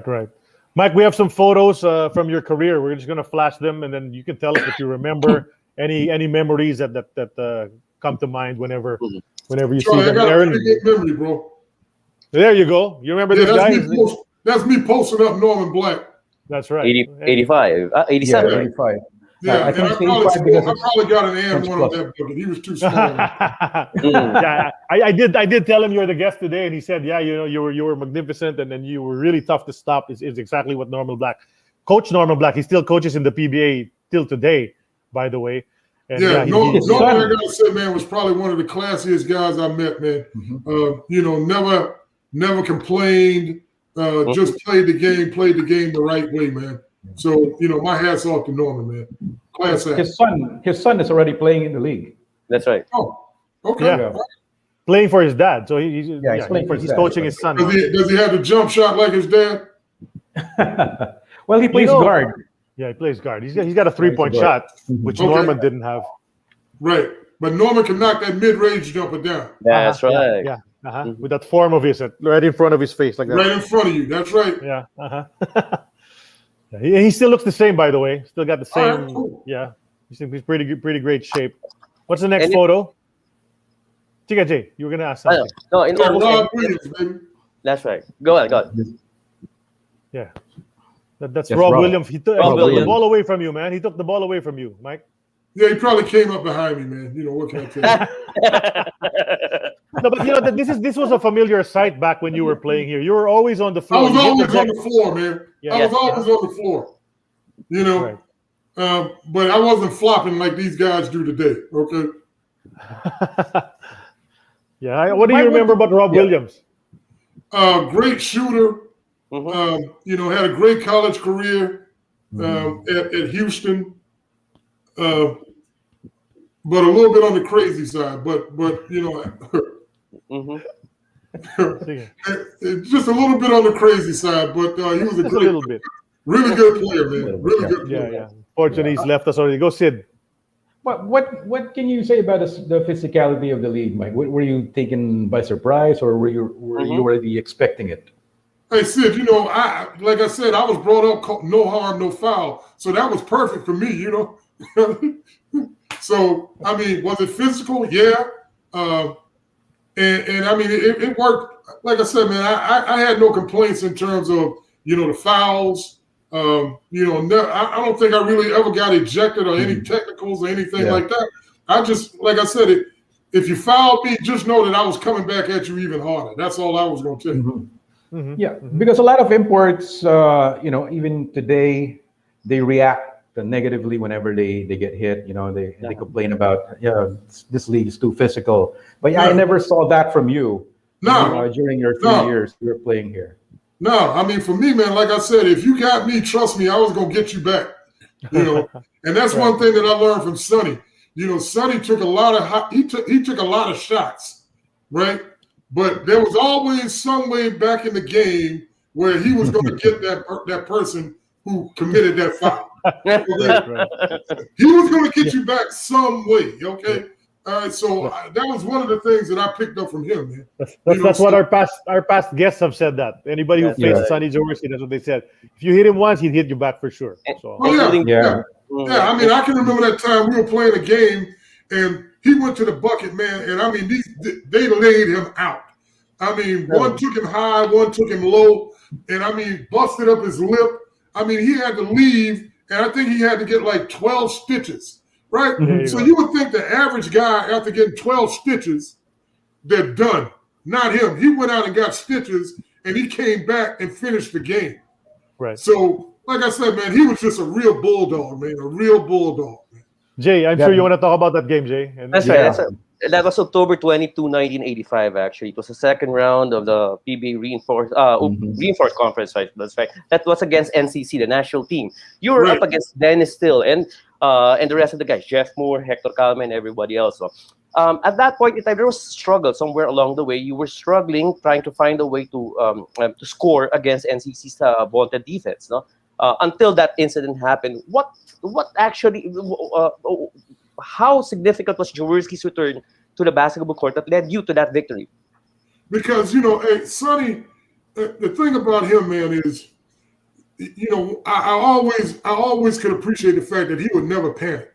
Okay, he would just say, "Hey, just keep doing your thing." And he was the guy who kind of held us together, right? So when he went out, it was like 20,000 fans were like, it was like the air was being let out of the Ultra, right? That's right.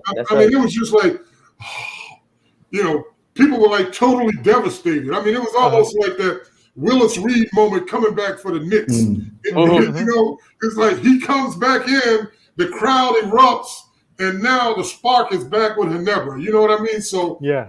I mean, I think he had a flair for the dramatic as well. But he was an actor. You know that. He was an actor. Oh, absolutely. Well, his father-in-law was an actor. Oh, yeah. Ramon Revilla, Ramon Revilla, right. Did you expect that? Got a pretty good memory, man. Yeah, he came back, but you know, it wasn't just his presence. He actually scored a lot of points in the fourth quarter. Even with the bandage, even with the bandage. He could hit that three, and by him hitting that three, that enabled me to open up on the inside. That's right. Because most of the time, you know, I'm getting doubled and tripled on the post. So a lot of people don't really realize that, you know, most of the time I'm going up against 2 to 3 people. And because Sonny was able to hit that J, open up hit the perimeter shots, that opened up the inside for me to allow me to do my work inside. And that combined was a catalyst for us to come back and win. That's right. That also gave the other guys on the team confidence to start shooting their shots as well. That's right. You know, I think Ivani hit a couple shots, Dong made a couple shots. So everybody at some key point in that run made crucial shots. Chito, he did his thing. Nice. Joey got a couple steals. So, you know, we were able to make that run, but it was all ignited by Jay. Before we talk about this matchup on the photo right now, are you familiar with the saying "never say die"? Oh, absolutely. And you know that's what they say. The Ginebra team has always been the never say die team. That's the game when never say die they say started. When Jaworski was out for the hospital, came back, and then until now the Ginebra fans still say that whenever they're trying to catch up or they're battling in the fourth quarter. It's never say die until now. So it's lived on till now. That one game of Jaworski 36 has actually lasted. Yep. Yeah. I mean, and our fans, man, were some of the most loyal. I mean, the thing that I can remember is like our fans were on the edge of their seats the whole time, right? And they didn't leave. I mean, it's almost like I got to say they willed us to that win as well because they were an integral part, man. Because once they started rocking and rolling, I mean, it's like their energy transferred to us as well. Well, here's Michael Young, of course. You remember this matchup? Oh yeah, he played in the finals in 1986. Yeah, Mike Young was a tremendous shooter. I mean, from long distance. I mean, the thing that made it so difficult with him was the fact that he could also put it on the floor, and I mean, he could shoot from range. So the interesting thing, a lot of people don't know that behind the scenes, the way we played Mike Young was Sonny. We would always run different people at him to just try and wear him down. Okay, because you couldn't really slow him down. You just had to wear him down because he was so deadly. So we just ran a number of people at him, tried to keep fresh bodies on him, and hopefully, we would wear him down. And then in the fourth quarter, the last 2 to 3 minutes, then we go head to head. So, but yeah, he was a tremendous shooter, man, tremendous scorer. Okay, Mike, do you remember any of the local players who were assigned to defend you? And do you remember if any of them gave you a hard time?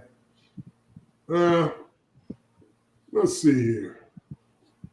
He would always sneak in and help. He would always come from either the weak side or the top, but Atway Cope. Yeah. Okay. He was always trying to he was always trying to snipe. So he really did it well. Like as soon as you put the ball down and kind of turn your back, he would always try to come in from your blind side to kind of strip you with it. He was good at doing that. And that's probably the first time someone said something about Atoiko's defense on this show. It's usually his offense, man. But the first time somebody said something about his defense. So he was funny. Of course, you had El Presidente, who was real smart and clever. Oh yeah. Mr. Fernandez. He was thin as a rail, but he was really clever in terms of how he defended you. So, I thought he was real clever. You had to, you kind of had to think it out when you were playing with him. What kind of clever? Against him. What kind of clever? What's that? What kind of clever? In terms of, he had a tactic where he would kind of give you a little knee or like lean on you to make you think that he was there. And then it was almost like what Rick Mahorn would do in terms of pulling the chair. Mm-hmm. So he would give you enough contact to make you think, okay, he's leaning, and then he would go away, and then if you didn't have your balance, you would fall. That's right. He was just clever. He always kept you thinking and guessing. That's what he was known for. Is really his thing. But did you know, Mike? Were you aware of this kind of rivalry between Sonny Jaworski and El Presidente at the time? Were you made aware of that? Yeah, I did a little research, and it went back to the CRISPR days. With CRISPR and Toyota. Yeah. So I know that they had a rivalry. And so I just knew that it was always going to be intense when we played against him. Right. So you guys stepped it up more when you played against Tanduay, when it was Fernandez on the other side. Absolutely. Yeah, those were some great games. This photo here, there you are with the greatest import tandem in the history of the PBA. Some fans consider this the greatest import tandem. Because you called Rob Williams, a bit of a crazy guy earlier. How about this guy with you over here? I would go to war with this dude any day, man. And I'll tell you, probably just in terms of athletic ability, this guy was phenomenal. Mm-hmm. I mean, total package. He could shoot it. He could finish. I mean, he could assist. He could do it all. Funniest guy. If you're playing with him, it's a delight. If you're playing against him, it's a nightmare. Mm-hmm. But I mean, Billy was just, like I said, man, just never lifted a weight. Just country strong. You know what I'm saying? Just country strong. Man. But the stories that I can tell you, I'll never forget when they gave him the name the Black Superman. Mm-hmm. The very next game, he came into the arena with a Superman outfit on. This was the funniest shit, man, I've ever seen. He had the entire, the cape, the boots, the tights. This guy, it was funny. But the funny part is, nowadays, you have an outfit that can give you the false look of muscles. Mm-hmm. Billy really had real muscles. So he filled out that Superman outfit, man. It was just funny. It was funny. And then you guys are wearing your Grosby shoes. Remember your Grosby? Yeah, Grosby. Oh man, we used to get those shoes every game. Mm-hmm. They didn't come in and give us shoes. They just give us shoes every game. Every game, man. We'd have new shoes. Is that company still around? Not anymore. No, it's gone. It's gone. They just make some replicas nowadays, but it's been gone for a bit. Rubber World, yeah. Yeah, man. We went over to the factory and we did the tour, and like I said, man, they sit down and develop your shoe how you want it. I used to have my marvelous sneakers. It was crazy. Once again, those were great times in the Philippines. Yeah, imagine your own signature shoe. You were Jordan before Jordan, right? Man, it's crazy, man. I was telling some of my friends about that, and they were like, "Man, you're crazy." I was like, "Dude, I'm telling you, I had my own signature shoe." The marvelous shoes, right? You still have one at home right now? Do you have one? No, I don't have any. I don't have any of that stuff. The only thing I have is scrapbooks. I have scrapbooks from everything that was done in the PI or wherever I played. That's all I have. Mm-hmm. But in terms of the shoes or any of that, I don't have any of that. The jerseys too and all of that. No jerseys. Next photo, please. There you are. There it is. Yeah. Mike, there was a game against Manila Beer in 1986. I think this was game 4 of the finals. When the three of you, Sonny, Billy, and you, played 58 minutes in one game. And that was because of a double overtime win by Nievera. That's right. Yeah. That's when you went up 3 and won. Yeah. How phenomenal was this, especially for a 40-year-old guy like Jaworski? I honestly think he was older than 40. All right. Okay. I honestly think he was older than 40, but Hey, if that's the number we're going with, I'm okay with it. But what I can tell you, man, is that Sonny took great care of his body. I mean, we didn't have the hyperbolic chamber like they have today, but in terms of, getting massages and, using the ultrasound and the stimulation and the acupuncture. I mean, this guy, he took great care of his body. I mean, he was never a drinker. He was never a smoker. I mean, he ate healthy. He ate clean. Like I said, man, it's a testament to truly being a pro. And I can say, I picked up a lot of things just from being around him in terms of how to be a better pro. And speaking of that overtime, that double overtime game, one of our followers, Bernard Cheng, says that you, Mike, you forced the first overtime with a running jumper, like Don Nelson's shot. It bounced up and went in. Yeah. I remember that. Runner, I think I went down the lane with a runner. It bounced up high and came right back down. So, but once again, we're talking about the amount of time that we played. But can you imagine guys today with time management? Nobody's going to play those kind of minutes, man. No one. Yeah. Let alone a 40-year-old. Let alone a 40-year-old, correct? Yeah, 40-year-old playing all 15 minutes. Mike, I just gotta say something. It's a personal thing. Yeah, I have a friend. He's been a fan of Ginebra since we were in high school. Okay, every time we have a Ginebra guest, he watches. But he says you are his ultimate idol as an import. And he'd just like to say hi. His name is Aldrin Uy. And what's his name again? Aldrin. Aldrin, what's happening, man? Thank you for being. I am humbled that you remember me, man. So thank you so very much. I'm sure Aldrin has a big smile on his face right now. Yeah, that's right. When I told him you would be the guest, he sent me a message that's wow, and there were like 20 O's in between the two W's. So that's how excited he was when I informed him. So anyway, going back to this series, Mike, this was Ginebra's first championship in the PBA, and it happened with you and Billy. Were you made aware of that you were on the cusp of history, entering the finals, and how much did that weigh on the team?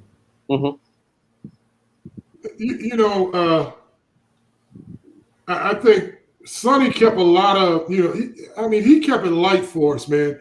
In terms, it was never where we really felt like we were under pressure. His thing was, just go do what you do, just go and play, and let the chips fall where they may. But if you guys play to your fullest, we got a really good chance of winning. And the historical aspect of it, that was never really mentioned. But we realized how big it was at the after party once we won. So, but throughout that whole ride, it was just we were trying to win as many games as we could win. Mike, there were games when Billy would lead the scoring, and then there would be games when you would lead the scoring. Where's the give and take part there? I mean, in your case, was there a discussion between the two of you as to who will score more tonight, or who will have a player defending against you who's probably weaker? No, once again, like I said, Jay, basketball can when you got people who are playing at a high level, man. You don't really need to have a discussion. Okay. And it was never where Sonny said, okay, tonight Billy's going to get X amount of shots, Mike, you got to do. No, it was never that. All right. We were all smart enough and cognitive enough to know, hey, if we had mismatches, we took advantage of mismatches. That's if Billy got on a roll, hey, it wasn't no jealousy, it wasn't no animosity, because it was all for one goal. Okay, right. And at the end of the day, that's how we played. If I had a mismatch, I knew I was going to get work. But if I didn't have a mismatch, I knew that what my job was is to go in and get boards, play tough in the middle, and just fill in the pieces. And I think that's what made us such a dynamic duo. People would always ask that question, man. Did you and Billy? Me and Billy got along great. We got along well. But it was never that discussion about, this is what I'm going to do tonight, because you can't script it. You can't script that. It has to be something that's just natural. And that's what it was. It was natural. Charlie, let me get back to 1985, the year before. Yeah. On November 21, 1985, you were in a battle for third place against Great Taste. No? On the first game of that best of 5 series, you scored 103 points. Describe that atmosphere. Describe how you were doing. What were you feeling at that time? Were you confident of scoring that much? Were you aware of the record of 88 points back then? Yeah. So my meal back then before a game, I would do pasta and then I would do a steak. Right. Okay. So that was my pregame meal. More pasta than steak. Okay. Right? Because you didn't want to be heavy, and then being in the Philippines, man, with the heat, if you got too much meat on your stomach and you're running up and down, you could get sick, right? So it was more pasta than anything. So going into the game, it was just another game, and I think we got into it, and I'm scoring and I'm flowing, and I think at the end of the first, I may have had something at the end of the first quarter. I think I had 20 plus points. That's right. All right. And like I said, I'm just doing my thing, kind of going through the motions, no expectations. We're playing well. Everybody's kind of doing their thing. So then I get to like almost right before halftime, and I think I'm sitting at like close to 50, right? And so we go into the locker room, and Sonny said, "Damn, you got it working tonight, right?" So I said, "Yeah, man." So he said, "We gonna get you the record tonight." So Sonny said that, Chito said that, right? So I'm like, "Okay, let's get the record." I didn't know at the time the record was held by Larry McNeil. I think it was 88, something like that. 88, yeah, 88. It was correct. So man, we're rolled. So we go back out. Game starts, man, and once again I pick up where I left off. So now I'm getting like maybe 5-6 minutes left in the third, and I think I'm like at 60 or right at that 70-point mark, somewhere in there, right? So they were like, "You're gonna get this number." So I think right about the third, at the end of the third, going into the fourth, man, I think I eclipsed the mark. And then it was just a matter of continuing to score. And the crazy thing about the 103 is I didn't have one conventional three-pointer. That's right. Everything was either an and one, but I didn't shoot one three-pointer. And I think once I got the record, I think Sonny pulled me out. I didn't play that whole game. I think he pulled me out with about 3 minutes left to allow me to get the ovation from the fans. Do you remember, Mike, who passed you who passed it to you for the 100 points? You got the record? I think I want to say it was either Sonny or either one of the Louis Zagas who kicked me the ball. Well, one of the guys, one of our followers says it was Arnie Twadless. Twadless, yeah. Arnie Twadless. Twadless actually broke the record at that time. He had 23 assists for that game. Yeah, right. And most of them were to you. And most of them. You know what? I used to call Twadless magic because he could really pass the ball, man, when he wanted to. He could really pass the ball. Yeah, smart player. Great. Yeah, very smart. Didn't like a lot of contact. He was funny because if he ever got hit, he'd always come back and say, "Whoo, boy, that was a hard one."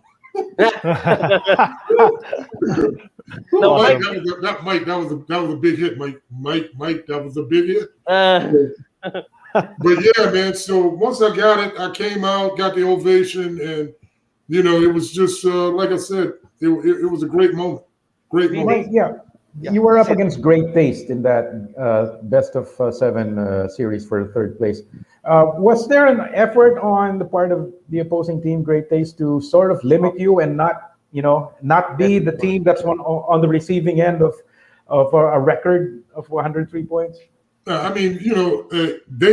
were fouling. I mean, they were double and triple teaming. But man, like I said, my guys were determined to get me that record, man. So That night, bro, I don't think I ever moved that much on a court in my life, from one side to another. Up, down, pick, screens. Hey, they were like, Mike, as long as you got gas in the tank, we're gonna get you this record, man. So I think even at halftime, man, it was so funny. I had to change shoes because that's how much I was sweating, man. Mm-hmm. Yeah. I think it was Corey Blackwell who was the import. Yeah, it was Corey Blackwell on that team. That's right. Yeah, who got all of those points.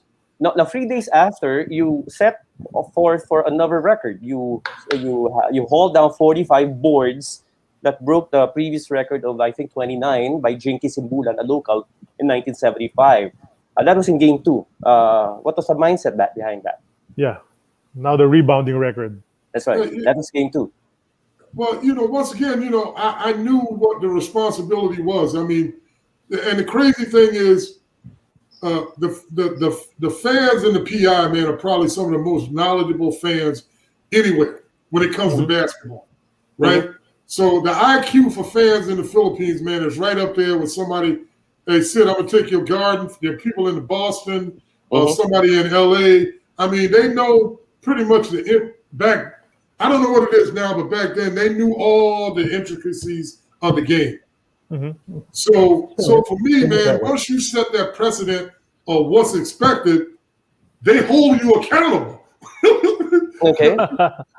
They hold you accountable, man. So like I said, man, for me, it was just about going out and just doing it.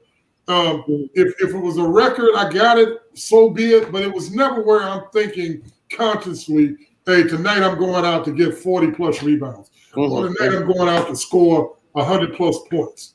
Mm-hmm. My thing was just putting on the best possible show that I could possibly do, man. And that's what it was. Amazing. And everybody appreciated that about you. You did hear that the 103 points was eventually broken, right? I mean, were you aware? Yeah, I heard about that. Records are meant to be broken, but I don't think it was done. It was broken, but I don't think he had to work as hard as I worked to get mine. And he, ironically, he against Ginebra, he scored 105 against Ginebra. That's Tony Harris. Right, but Tony was a scorer, man. He could score. Oh yeah, he was. He was hitting three, and he had some threes along the way. And he took 50 free throw attempts. That's what his coach. They were knocking him down left and right, but there's no footage of the game because it was an out of town game. Right. So there were no cameras, so we're just relying on what we were told by the previous guests. It's like Will Chamberlain's 100-point game. Well, also didn't have any TV footage, so maybe it didn't happen. I don't know. But Mike, what happened? What happened November 26th on Game 3 of that same series? You tried to go for the assist record this time. At that time, Arnie Tuades just broke it with 23 in Game 1. 5 days before that, on November 26th, you tried to go for the assist record yourself, but you probably missed out by a couple of dimes. What happened? Would you remember? Yeah, just misreads. Thinking that the guy was going to cut, didn't cut. So just misreads, but once again, man, I can't take anything away from the accomplishment and from the like I said, we won. Yeah. And at the end of the day, that's what it was all about, winning. That's right. And like I said, man, Sonny was just I still marvel at how long he played after I left. Oh yeah. Yeah, that's right. He played more than a decade, or about a decade. Yeah, he played almost another 10 years, man. Yeah. He played with his son, actually. Yeah. That's right. It wasn't Ryan. Ryan was the baby boy. It wasn't Ryan that he played with. No, it was the elder guy. Dodo, the eldest. Yeah, he was junior. 15. I think he was 15 at that time when you were here. Yeah, so it was Ryan, and what was the eldest son's name? His nickname was Dodot, but he was a junior. He was Robert Doe. Yeah, Dodot. Yeah, that's right. Okay, we still have some photos, right, Aaron? Some photos still for Mike to check. Yeah, here, look at this. You're with the mayor of Makati. That's the mayor, the guy in the yellow uniform. That's the mayor of Makati City. So, do you remember this? Yeah, like I said, man, we would do a lot of things, Charlie. We events like this. As a matter of fact, I think this was the opening of a basketball court or a gym, and we were there. That was one of the other things, man, that really was impressive is that we had a really big community impact in terms of, Ginebra San Miguel representing the community and going out and doing community service events, man. And once again, Sonny spearheaded all of that. He spearheaded. That's right. Yeah, you guys had community outreach already, even back then when it wasn't. Even back then, man, we had community outreach, and I think that's that was another reason why our fans loved us so much, is because they got a chance to really touch us and see us, and and that made a world of difference to them, man. That's right. Yeah, and then that Mayor Bina, he used to play a lot of basketball too. He's a quick guard for in the lawyers' leagues. He used to score a lot of points on fast breaks. Right. That's what I was told. Vice president. Yeah, he became vice president of the Philippines, by the way. Okay, what's next on the how many more? Here's your team photo from 1987. Yeah, man, that's at the gym we used to practice in. What is that, St. Augustine, I think? Yeah, that's probably, yeah. So you have Harmon Codinera was a rookie. Yeah. Right. And Zal De La Tosa came in as a veteran. He's sitting on the right beside Joey Loizaga with the striped socks. Right. Mike Advani's there. And then look at the posing of Ed Ducot. You gotta love the posing of Ed Ducot. Yeah, look at that. Mike, who were you closest among the locals? I used to eat in Advani's family had a restaurant. Yeah. So I used to eat in his family's restaurant. I would go to Sonny's house for meals. That was about it. Okay. Yeah. Mike was Advani was our guest last week. Back then, man. We had everything. I mean, when they brought us over, you had a maid, you had a cook. Like I said, man, they treated us like gods, man. Yep. That's what everyone says. Let's come along. Yeah, so this is a pretty good team, but then you weren't able to win a championship there. Here you're dunking over Alvin Patrimonio, who became a four-time MVP later on. That's a national team. Yeah, Patrimonio was a good player, man. He was a good player. 4 MVPs. Yeah, he went on to become one of the greatest PBA players of all time.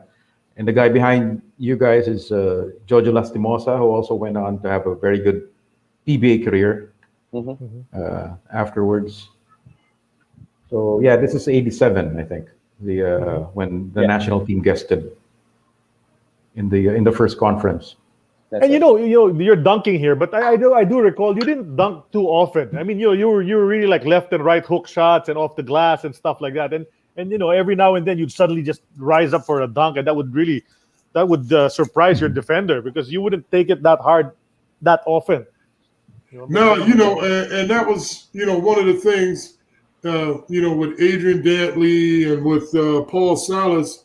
My thing was putting enough English on the ball where I could flip it. So for me, a lot of shots were either finger rolls or the short floaters. Like everybody has a floater today, but I used a lot of that back in the day where it was just short floaters, or I could put a nice spin on it and kiss it off the glass, either lefty or righty. What's next on the gallery? There's Francois Weiss. Francois Weiss, yeah. I know 87. It's 87 also, right? Yeah. Francois Weiss. Frankie Lim and Yo-Yo Vilimin. Yeah, that's right. How about Francois? How was he? I mean, how do you remember your matchups with him? He's a big fella, a bit bigger than you are. Yeah, he wasn't mobile. He was more robotic than anything. I mean, he had huge muscles, but he was just kind of robotic. Okay. So his brother. So, he was strong, but, at the same time, like I said, I think the thing that my footwork was better. So, right. Yeah, and that was his 4th time to come back already. So he had been here since '81. So he came back a few times as well, just like you. Okay, what's next? Yeah, well, Mike, when you were here, you also actually played it for a college team, right? Say that again? When you were here, you also played for a college team, the Philippine University of Sciences and Arts. Yeah, I played for Philippine University, man. Philippine University of Science with Martin and Arts. Nievera. We have another clip of that, of when you were introduced to the team. Yeah, can we show that?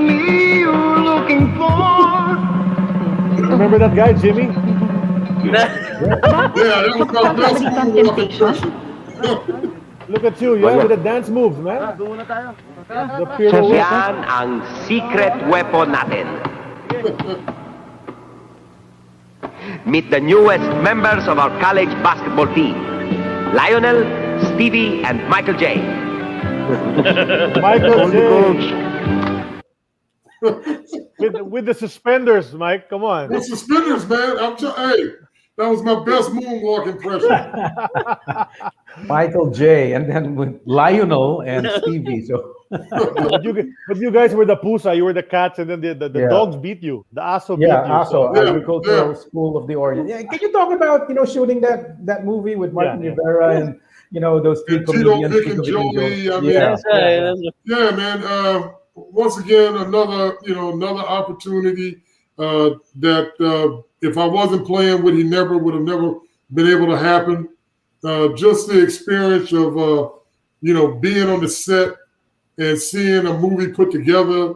I mean, it's a lot of downtime sitting on the set. I mean, it's a lot of downtime just sitting around. But man, it was a great experience. Tito, Vic, and Joey, man, along with Martin. I mean, these guys were all very supportive. Just encouraged me and just said, Mike, be natural. Just do your thing. And, like I said, it was another great experience, man. Once again, I got a chance to see what it was like watching these guys work behind the camera, all the work that goes into it. And once again, it was another moment that was made in the Philippines. Right. A lot of the imports who played here in the Philippines, a bunch of them had girlfriends here in the Philippines. Some of the actresses maybe or whatever. Did you go out with anyone here? Or did you seriously date anyone? Because you were here for 3 years. Yeah. At the time, man, I had a relationship with a young lady. Her name was Begonia Markeline, and we were together for about 8 years. Wow. Okay. Yeah. And she actually traveled. She traveled with me all over the world. So okay. Yeah, but relationships, they end, and it ended. So. Okay. But never into the big stars. No big stars. No, not low profile. You're low profile. Yeah, low profile, man, under the radar. Do we still have photos, Aaron? No, that was. I think that's it. That's the last. One. Okay, so that's the last of the photos. But after the PBA stint, so you ended up at 4th place in 1987. That was your last stint here. And then, so where did you go off to? You went back to Venezuela. What was the tour of duty for you moving forward? After that, I went to Israel, and I stayed in Israel. Like I told you on the pre-call, I was in Israel through the Persian Gulf War. Right. You need to tell that story. You got to tell that story, Mike. So we were in Tel Aviv. We were living in Tel Aviv, and whenever the Scuds, this was during the Persian Gulf War, Sid. So and Jay, I told Charlie this story. So whenever a Scud would come in, there would be a siren that would go off. That would sound. You could hear it all over the city, and that was an indication that a Scud was coming in, and you would have to go to a bomb shelter. So every apartment or house that's in Israel, they have the safe area, which is a bomb shelter. And that's where you go until the siren goes off. So, after doing this about 4 or 5 times, I'm like, number one, I don't want to be in a bomb shelter because it's claustrophobic as hell. Okay.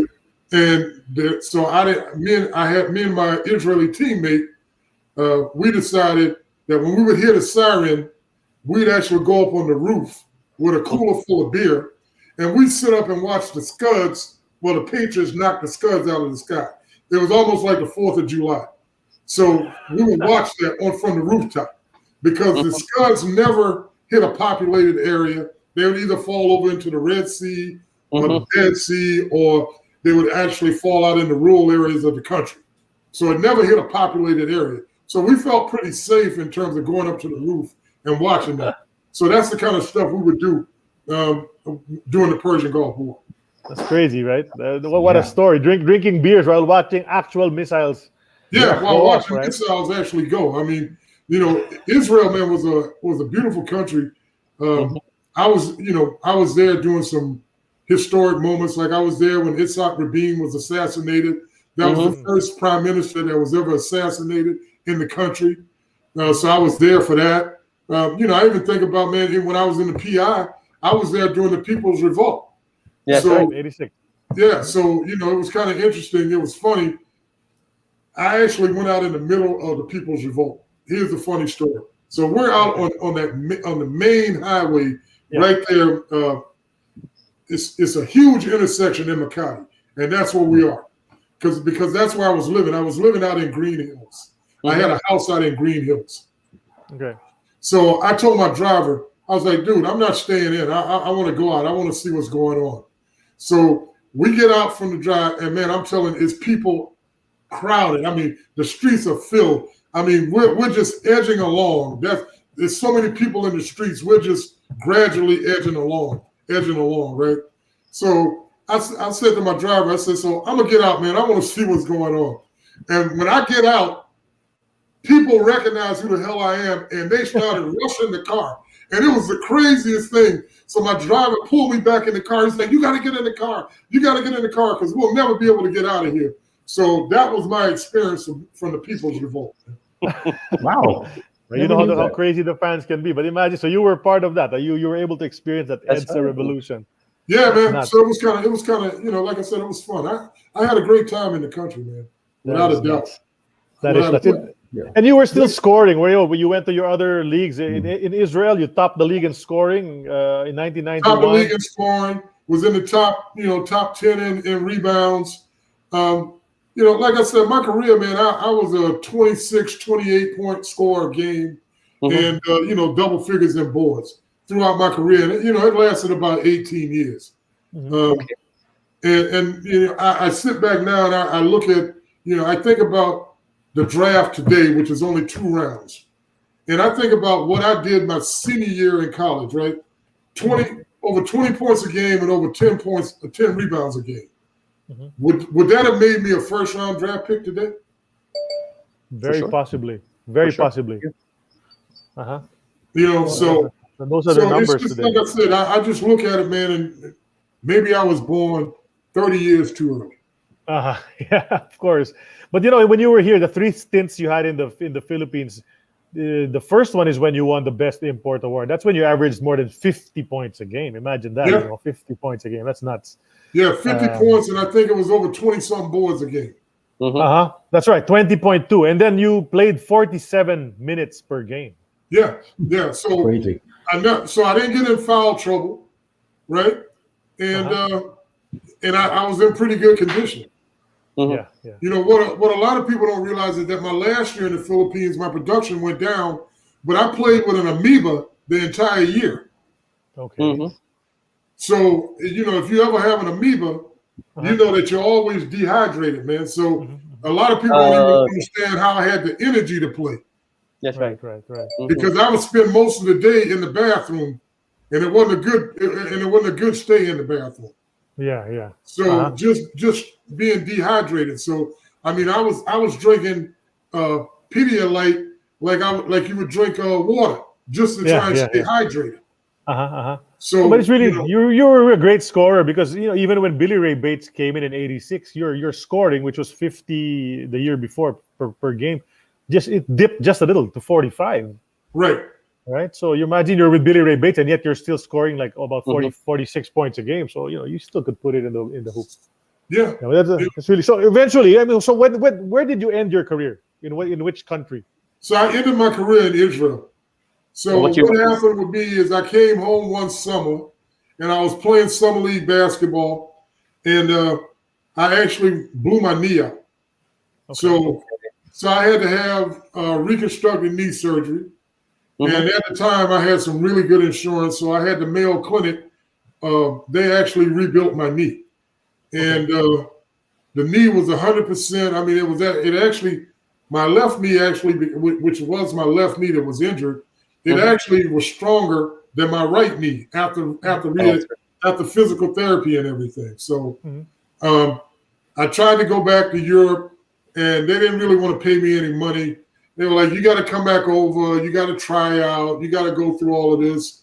And at that point, man, I've been in Europe for like 17 years. And I'm like, I'm out for a year, and you're telling me I got to go through this process? I was like, the hell with that, man. I'm done. I'm done. And what year was this, Mike? What year was it? That's got to be 94, 95? After Israel, after the Persian Gulf War. What year was that? 91, 92. 91. Yeah, 91. so I played in Israel for another 3 years. So yeah, so like 94, 95, somewhere in there. There you go. Okay, you came back to Manila. You went to Manila sometime in the early 90s, if I'm not mistaken, 91 or 92. Right, I came back looking to play. That's right. And you were at Ultra. Yeah. Mm-hmm. Yeah. Watching a Ginebra game. That's right. Mm-hmm. And I tried to reach out to Sonny. Never was able to get in contact with him. And no, there was no opportunity. So I came back stateside, and I got into the wine and spirit industry. So I worked for Southern Wine and Spirits in Florida for over 20 years, where I was a wine and spirit salesperson. So I did that, and man, I enjoyed that for 20 years. I mean, was one of your duties to taste the wine as well? Oh, absolutely. All right. Absolutely. I mean, I had probably about 80 accounts on and off premise, meaning I had package stores, I had restaurants, 5-star restaurants, I had, strip clubs, I had it all. 20 years, huh? Yeah, and I made a really good living doing that. Got really knowledgeable on wine and spirits, and got a chance to travel the world even more because I won a lot of competitions in the business. So I went to Cognac. I got a chance to go to Napa wine country. So like I said, man, it's been a great journey. It's been a really great journey. Right. Yeah. Well, cheers to that. But none of the other PBA teams reached out anymore when Ginebra didn't get you back in 91, 92. No one else reached out, and I don't know if it's just lack of communication. But once I reached out, I wanted to come home because I felt Ginebra was home, so I wanted to come back home. And once again, nobody reached out or responded.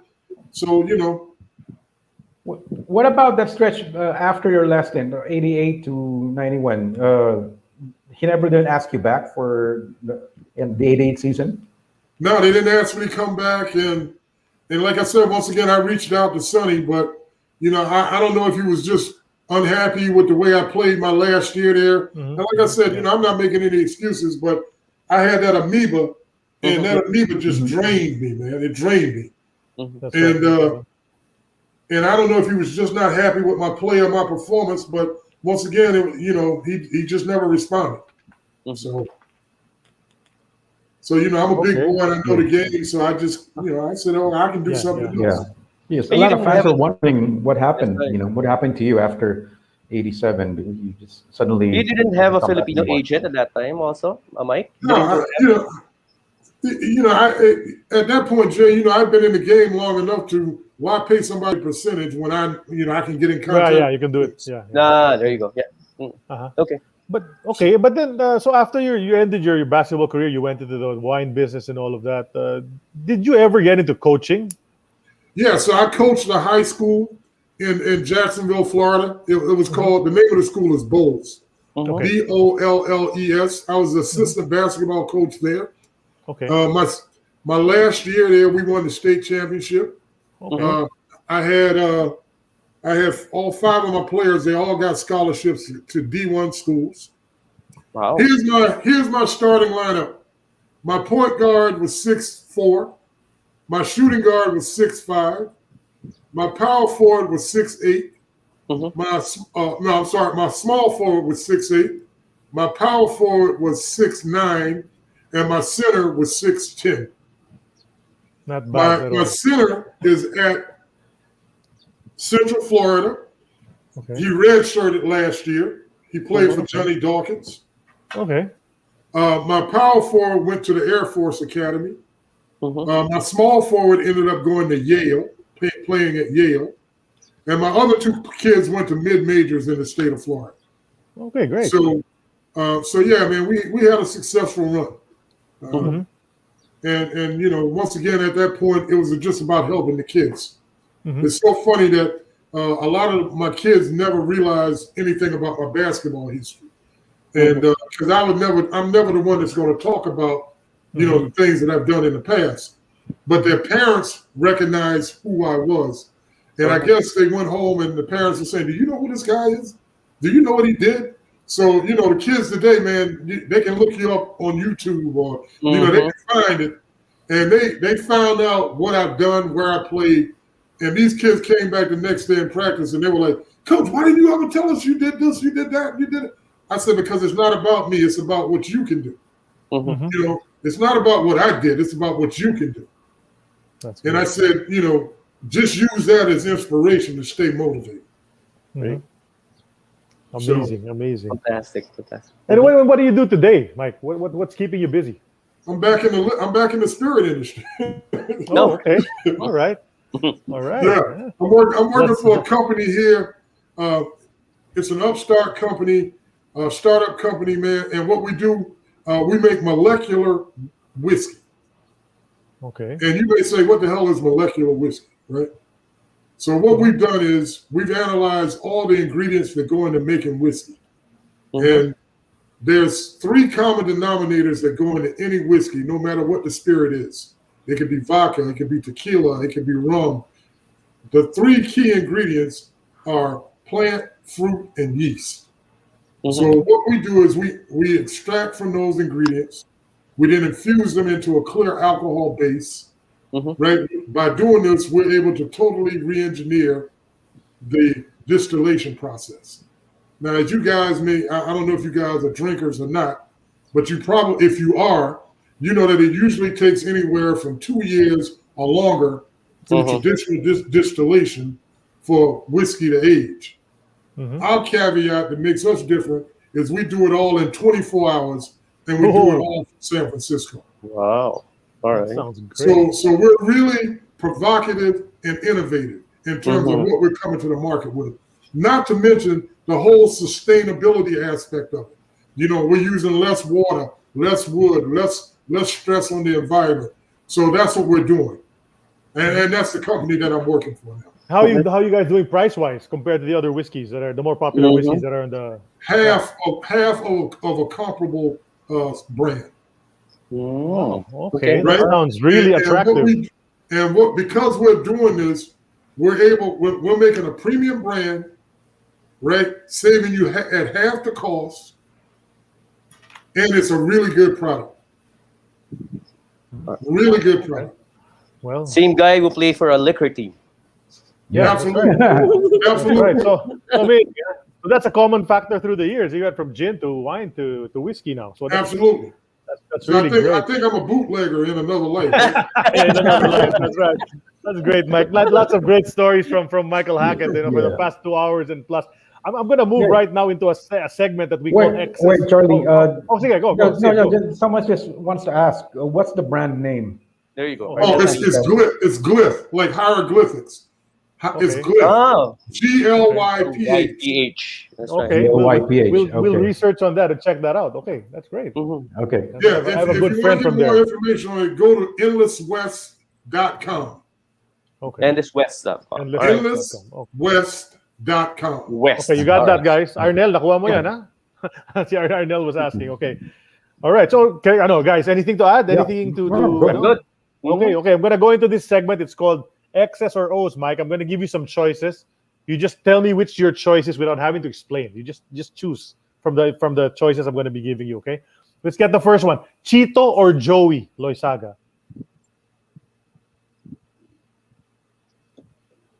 O's.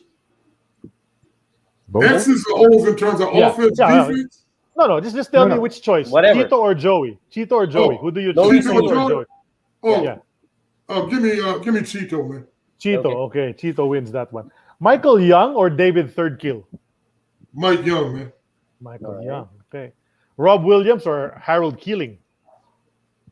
Ooh, that's a toss right there. That's a toss. I'd have to go with Rob. Rob, okay. Rob for that one. How about this one? Don Ampalayo, the Magic Man, or Terry Saldana, the Plastic Man? Ooh, I gotta go. Ooh, that's a tough one, Charlie. That is a tough one, man. But because I was in the paint, I'd have to go with my boy Terry Saldana. Terry Saldana. Okay. Terry. All right. Norman Black or Francois Weiss? Oh, Norman, no doubt. Norman, no. Okay. How about this? David Thirdkill or Dennis Still? Oh, Thirdkill. Okay. Jeff Moore or Donnie Ray Coons? You remember Donnie Ray Coons, right? Oh, Donnie Ray, without a doubt, man. We played in the same conference in the Sun Belt. Okay. Yeah, that's right. Because he played at UNC Charlotte. That's right. Yeah. Okay. I'll throw another one. Michael Young or Norman Black? Still Mike Young, man. Still Michael Young. How about this? 103 points or 45 rebounds? That went hand in hand, baby. Hand in hand. Okay, that's a tie. How about Chip Engeland? You remember him? Yeah. Chip Engeland or Ricardo Brown? I'd have to go with Ricardo, man. Ricardo, okay. Ricardo had the sweetest little pull-up jump shot than anybody I've seen, man. So Pepperdine over Duke, okay. Absolutely. How about this? Don Ampalayo or Arnie Twadless?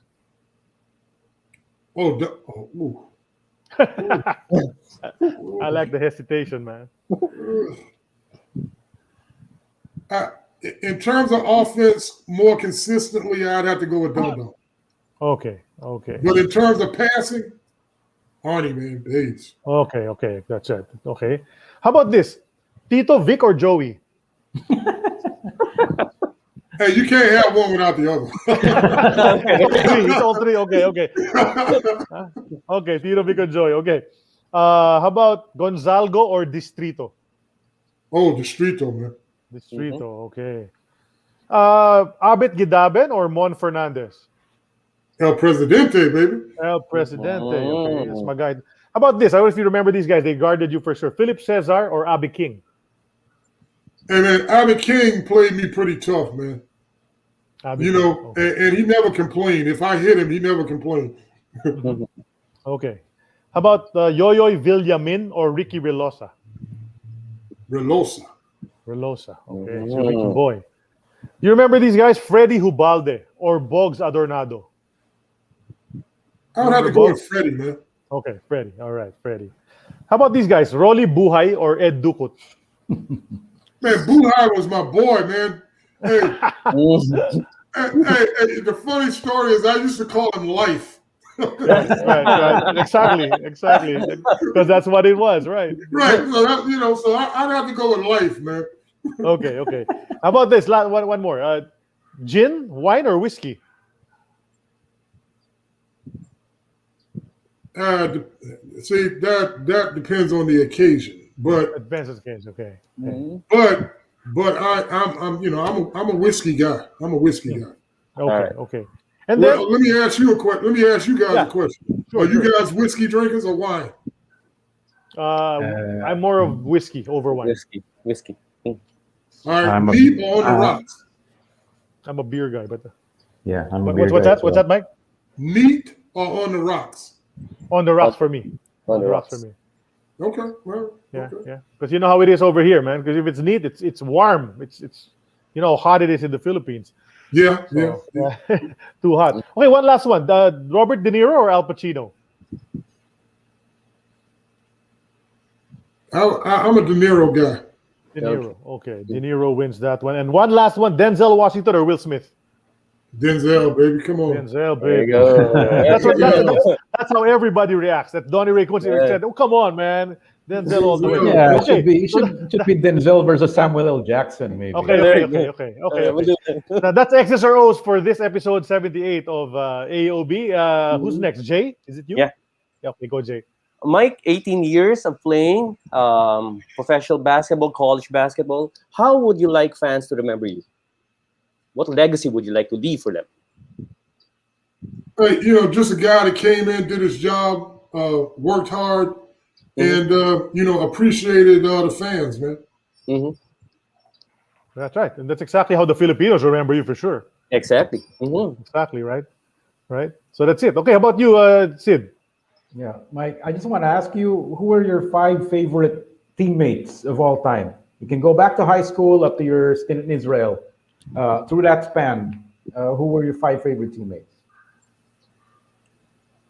It would have to be my shooting. One of them would be my shooting guard in high school. Ronnie Carr, who actually played at Western Carolina and who actually made the first. He's in the Hall of Fame because he made the first college three-pointer ever.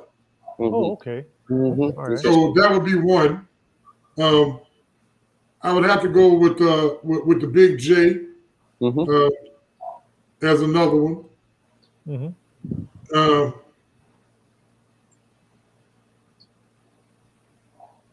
And then we can just fill in the blanks with a few other people. But Billy Ray Bates would probably be he'd probably be in that list as well. And James Ray, because he was something special. Yeah, he was something special. 6'9", had the prettiest jump shot you'd ever want to see, and elevated on the jump shot. Okay. Just a beautiful jump shot. Okay, that's four. Do you have another name? And a fifth one. It's tough when you play 18 years, man. So many teammates. Man. I'm thinking here.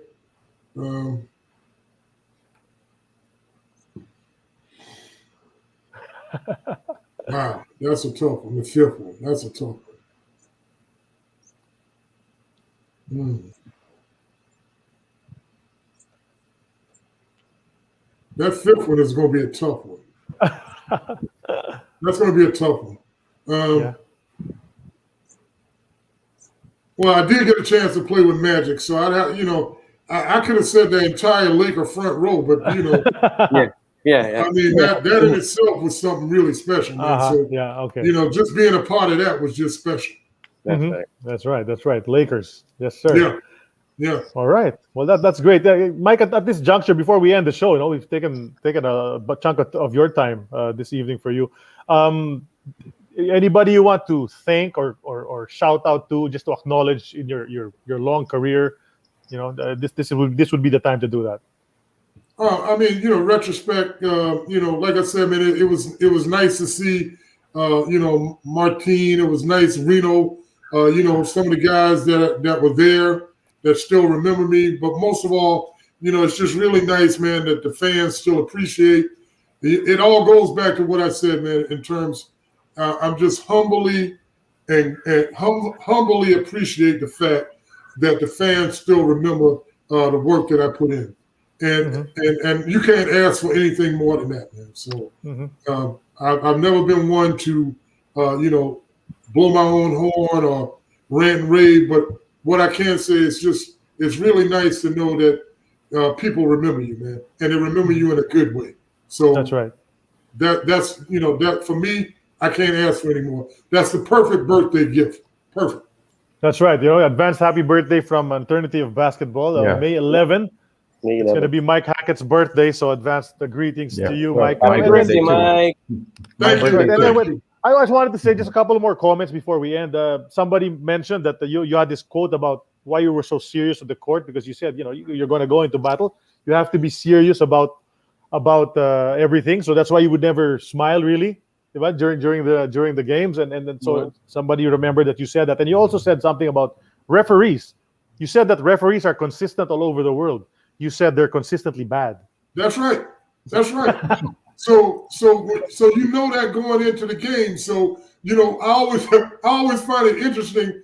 When you watch games today, once the official makes a call, these guys, the players, run up to the official like that's going to make a change. Just keep playing, man. The whistle has been blown. There's nothing that you can say or do. Well, you can say something that could possibly get you ejected from the game. But there's nothing that you're going to say that's going to make that change that call. Okay. So for me, that's just part of being ready to go to war. That's right. That's I mean, that was my mentality: no harm, no foul. So I'm not complaining. Hey, I'm just going to do what I got to do. That's great. Lots of words of wisdom from Michael Hackett, and some points to take away, especially if you're a younger player still trying to make your mark in basketball. You got a lot to learn from this episode 78, the Labor Day episode, with one of the hardest workers in the PBA history as far as imports are concerned, Michael Hackett. We'd like to give a special shout out to Joseph Esok Kapili, because he is the guy. Joseph is the one who called you up. Thank you. And he's the one who gave me you. your contact details. So it's thank you, Joseph Esok Kapili, one of our loyal followers here on AEOB. Maraming salamat sa'yo for hooking us up, getting us in contact with the mighty bucket, the marvelous Michael Hackett, man. All right. Thanks for joining us. Martin also. Of course, we'd like to thank Martin Nievera for dropping in, and his manager, of course, Joy, for setting that one up. Martin Nievera was here earlier. For those who tuned in late, rewind later when this is posted on the Facebook page. Go back to the first hour, about the halfway mark, and you're going to see Martin Nievera talking with his kumpare.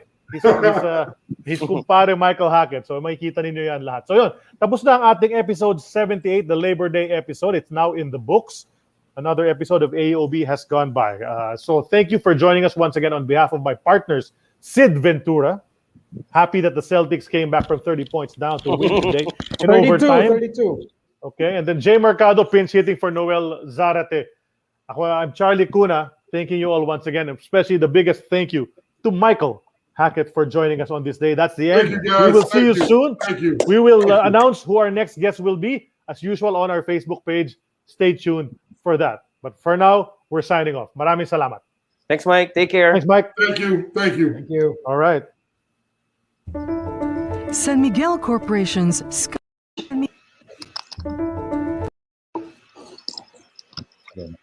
Hey, Charlie, don't forget, give information.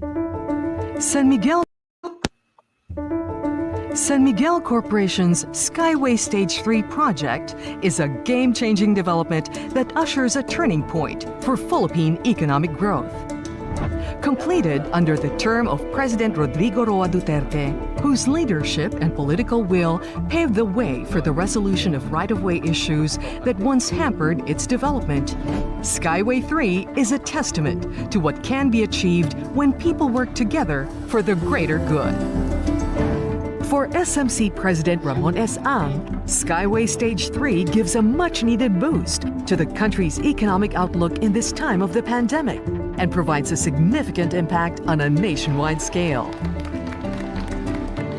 Stretching 18 kilometers from Buendia, Makati, all the way to the North Luzon Expressway, it fulfills the dream of connecting North and South Luzon. By doing so, it will greatly reduce traffic on EDSA, the country's busiest thoroughfare, and for so many generations, the only link from North and South until today. An engineering marvel dreamed up and built by Filipinos for Filipinos, Skyway Stage 3 is the longest elevated expressway in the country. In an industry first, it also features 3 double-decker sections, an engineering solution to severe limitations to space along some of the densest, busiest parts of the metro. In completing the project, San Miguel Corporation funded the rebuilding of 3 major bridges: the San Juan Bridge,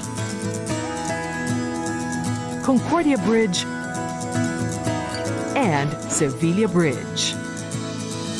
Rivers in these areas were dredged and cleaned. With the Skyway Stage 3, travel time from Alabang to the North Luzon Expressway is now just a 30-minute breeze through a high-quality anti-slip asphalt road from the usual 3 hours in traffic along EDSA. Buendia to NLEX will only take 15 minutes. Taken together with the existing Skyway 1 and 2, the Skyway 3 extends the Skyway system to 38 kilometers and now provides access to most major Metro Manila cities.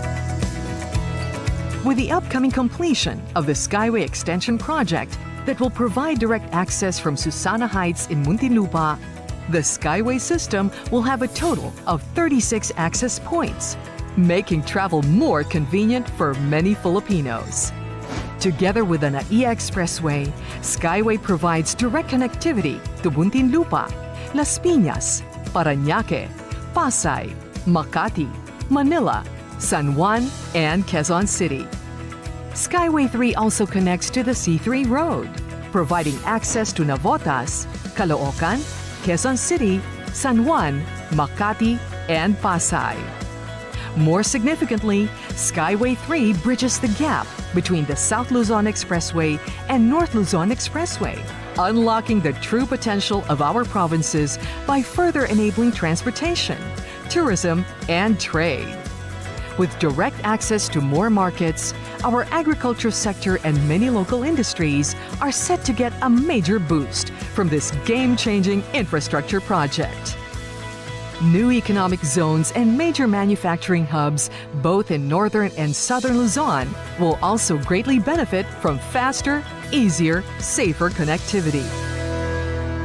San Miguel Corporation's next major infrastructure project, the Pasig River Expressway, which will connect to the Skyway, will complete the north-south and east-west link in Metro Manila. A 19-kilometer elevated expressway along the banks of the Pasig River, PAREX will connect Manila to Rizal Province and provide faster alternative access to Makati, Ortigas, and BGC. The project will also realize the long-held dream of cleaning up and rehabilitating the Pasig River. Finally, Skyway 3 is envisioned to connect directly to what will be the Philippines' largest, most modern airport, the Manila International Airport in Bulacan, another game-changing project by San Miguel Corporation. The airport, to be designed and built sustainably, will also be future-proof.